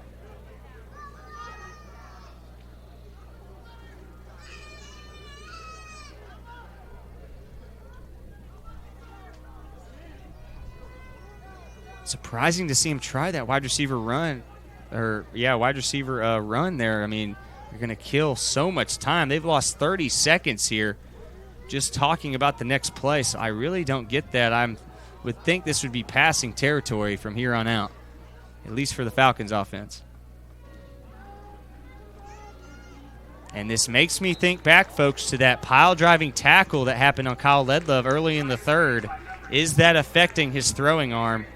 And is that maybe why the playbook has become a little dwindled here for the Falcons?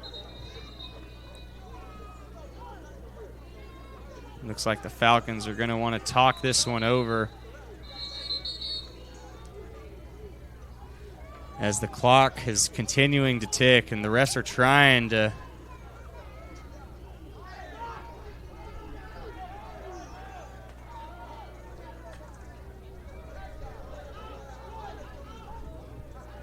it should be at about 3, maybe 25. It is past the 2:30 mark right now. So that is something they're going to have to figure out.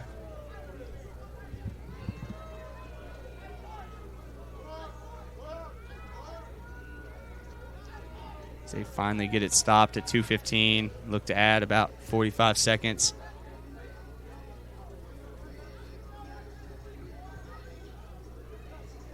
As they put 2:55 back up on the clock.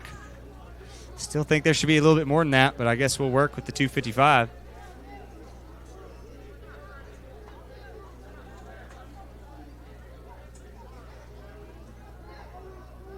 And we'll see if they throw it here. It is 3rd down and long. 2:55 left in this ball game. I mean, if you don't throw it here, you never will, right?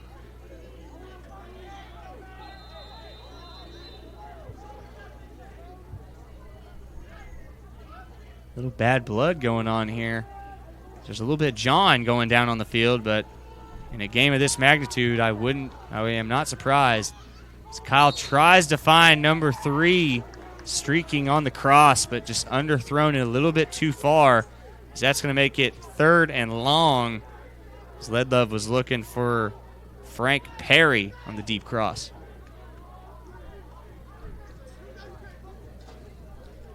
You got to think it's now or never here for the Falcons, as it is 4th and long. Just under 3 minutes to go. They are down by 2 possessions. If there was ever a chance when they needed something magical to happen, it's probably right now.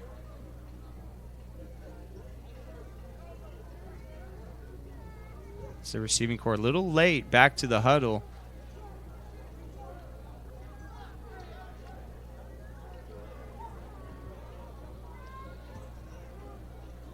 So they're going to go to the deuce set here. 2 receivers on both sides, 1 running back. Kyle's going to sprint out left and just runs it out of bounds to make the turnover on downs. And that is going to give the ball back to the Crusaders, and that should do it here with 2:47. Got to think the Crusaders are just going to run this one out. Unless the clock guys just let the clock run out. You never know. But right now we got 2:47 on the clock.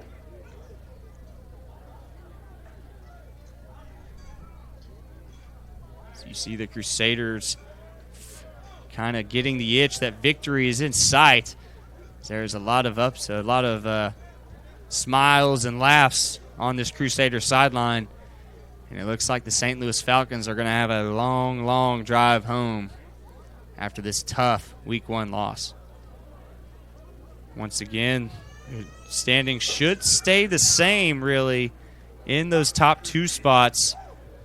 Missouri, I have not heard any score updates for them. Tulsa ended up falling in this one, but since it was to a good Oklahoma Bears team, I don't see them staying at the bottom of the standings too long after this 0-1 start. Definitely keep an eye on them. They have definitely talent all over the field. It's Elliott Hawkins looking to make another big play here late in the 4th. Ends up scrambling his way for about 10 yards. That's the first time I haven't seen Hawkins just lower his shoulder and just try and pile drive someone to the ground. Doing a little bit of zigging and zagging on that play. Surprised to see Kendall Holmes still out there, to be honest, as we are about to get to the 2-minute warning here. 2:17 left.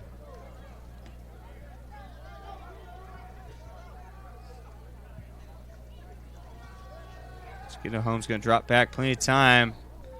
Then he flips it over to Elliott Hawkins, just a little too hot, a little too outside of the frame of Hawkins, not able to bring it in.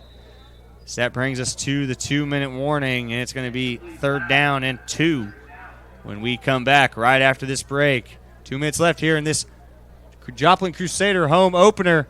It's been back and forth all game. We'll see how this one plays out. This is Southern Sports Network. Carter Randolph. We'll be right back.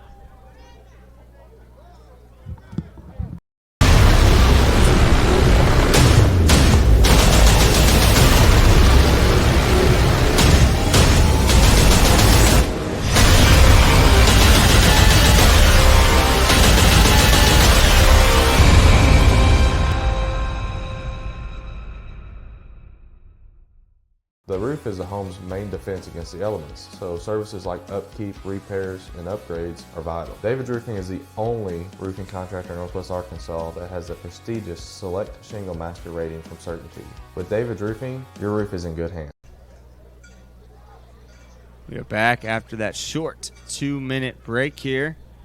Crusaders still talking it over. St. Louis trying to figure out what is going to work to try and get the ball back. You got to think they're bringing the house here on every play. I expect to see Elliott Hawkins run this one out. Just let him bulldoze his way, kill as much time as they can. This has been a good battle. Whole game has been back and forth. Crusaders came out with that quick early 20-point lead, but then in the second quarter, the Falcons fought all the way back to get it within one possession, and then fought again to get it back within one possession after it was 26-14.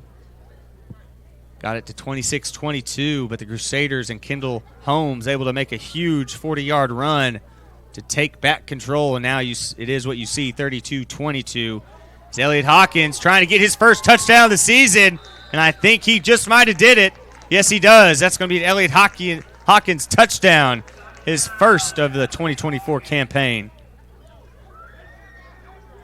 That makes it 38-22, and now this one is definitely out of reach here.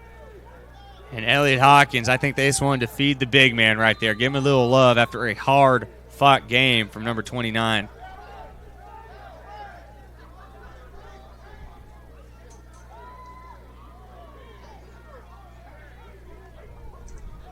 Now we see another 2-point conversion here. The Crusaders 2 of 5 on the day. Trying to see if they can go 50%.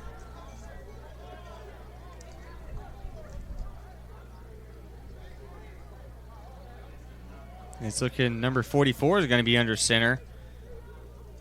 He's going to scramble his way out right. I think he might have made the edge, just lowers his shoulder and bulldozes one of the defensive backs. Because number 44, he's usually an O lineman. So that must be their heavy package, but I did see a flag fly out. So we'll see if it's going to get a replay or what.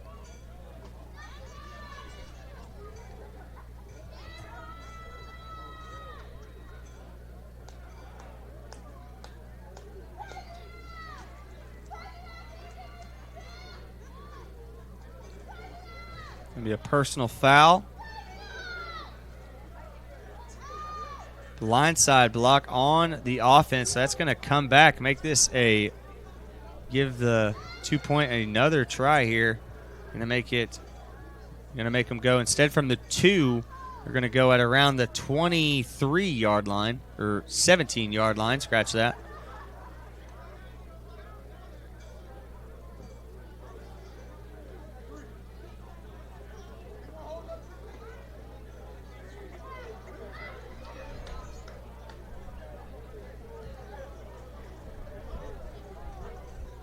We'll see if they go with the 44 Magnum setup they had at the big right guard or left guard. I think running the quarterback position is letting him run downhill. So he's going to go back to his original position, and Kendall Holmes is going to come back into this one. He's going to drop back, gets rid of it quick. And another flag comes on the play as a Falcon is down near where the O-line, D-line was. As he's able to get back under his own power. I think this might go against the Crusaders again. That's going to be a hold on the Crusaders, but that one is declined. So we are going to get ourselves to the kickoff. Minute 28 left on the clock.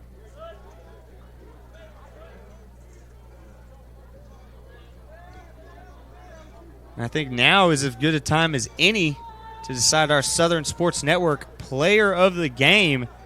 And I think it's got to be nobody other than Kendall Holmes, as when his team needed him, he was able to make the big play, if it be a big throw to Tajon Curry, or if he did it himself and ran it for 40 yards for the touchdown.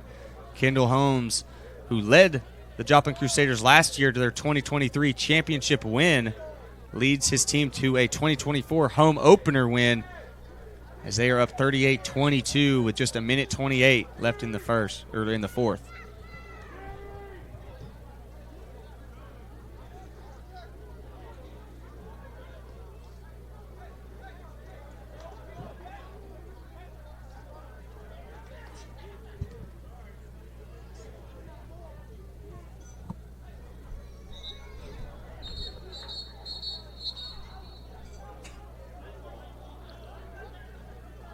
Don't forget, folks, you can follow Southern Sports Network on Facebook, Instagram, X, formerly known as Twitter, and TikToks for all your CMFL scores, standings, and all the great exclusive content each and every week. Don't forget to check us out. You can also download our app on iOS, Android, or Roku for your TVs at home. Don't forget to check us out for all your semi-pro action. It's Crusaders about to kick off here for the final time, I believe. This is a line drive kick. Got a good bounce, and it gets right past the Falcon return man. It ends up rolling its way out the back of the end zone, so they're going to get it at around the 20-25 here. Yep, Kendall Holmes having to step in for Jacob Park, who started 2 weeks ago's preseason game, and Park sadly out with a broken hand, so Kendall Holmes has to step in, and boy, oh boy, did he step in, as he did almost anything and everything for this team, as he was able to scratch and claw, as every time the Crusaders would push away, the Falcons fought back, but Kendall Holmes always had an answer. So that is why the Crusaders were able to come out with a home victory here, start their 2024 campaign here in the CMFL.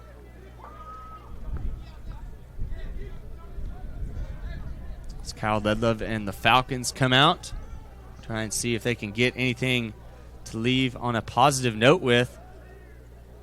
Maybe put 6 more points up on the board just for confidence sake, and that's going to be a bad snap. Kyle Ledlove's lucky he fell back on that one. And that is going to let the clock tick away as we are about to get past the minute mark here.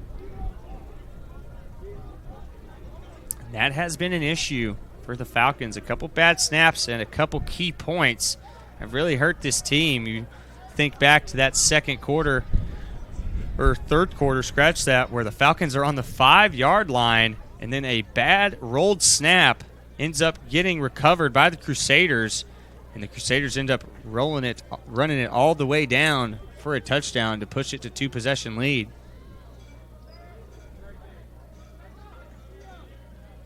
$14 looking deep, has to push out right. Has to find him in the middle, almost picked off by number 33. Just unable to fall with that one. Devontae Scott, the big pass breakup. As you see, he knows he should have caught that one, doing some push-ups just to make sure he learns his lesson.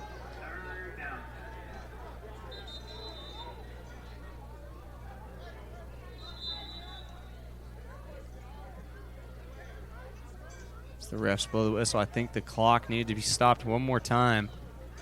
Going to be 19 seconds left. Got to think this is the last play. I'd love to just see a Kyle Ledlove just cannon release here. See how far I can throw it.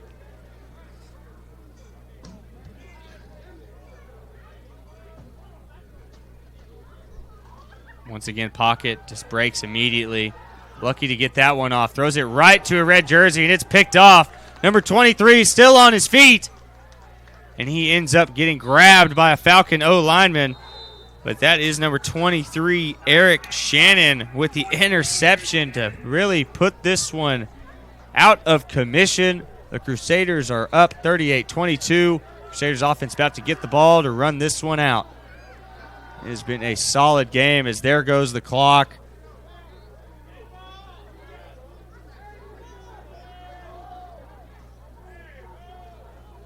So I'm a little confused on what's happening here. Clock started and then stopped, and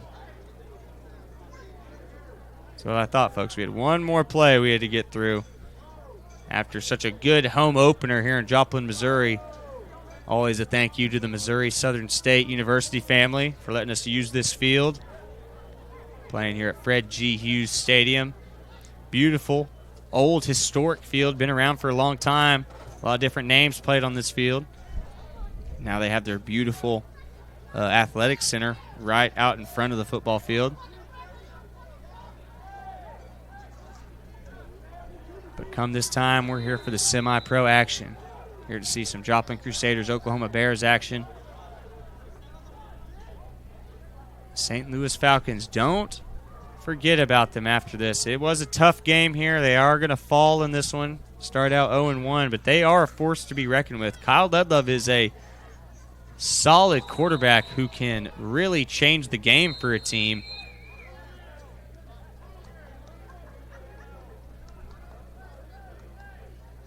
As they should be about 0.8 seconds left. As they went deep and it falls incomplete. No, folks, I think they called it. Yep, there go the handshake lines. This one is over. Crusaders end up winning 38-22. So you hear the final bell here in this one. The fourth quarter is over.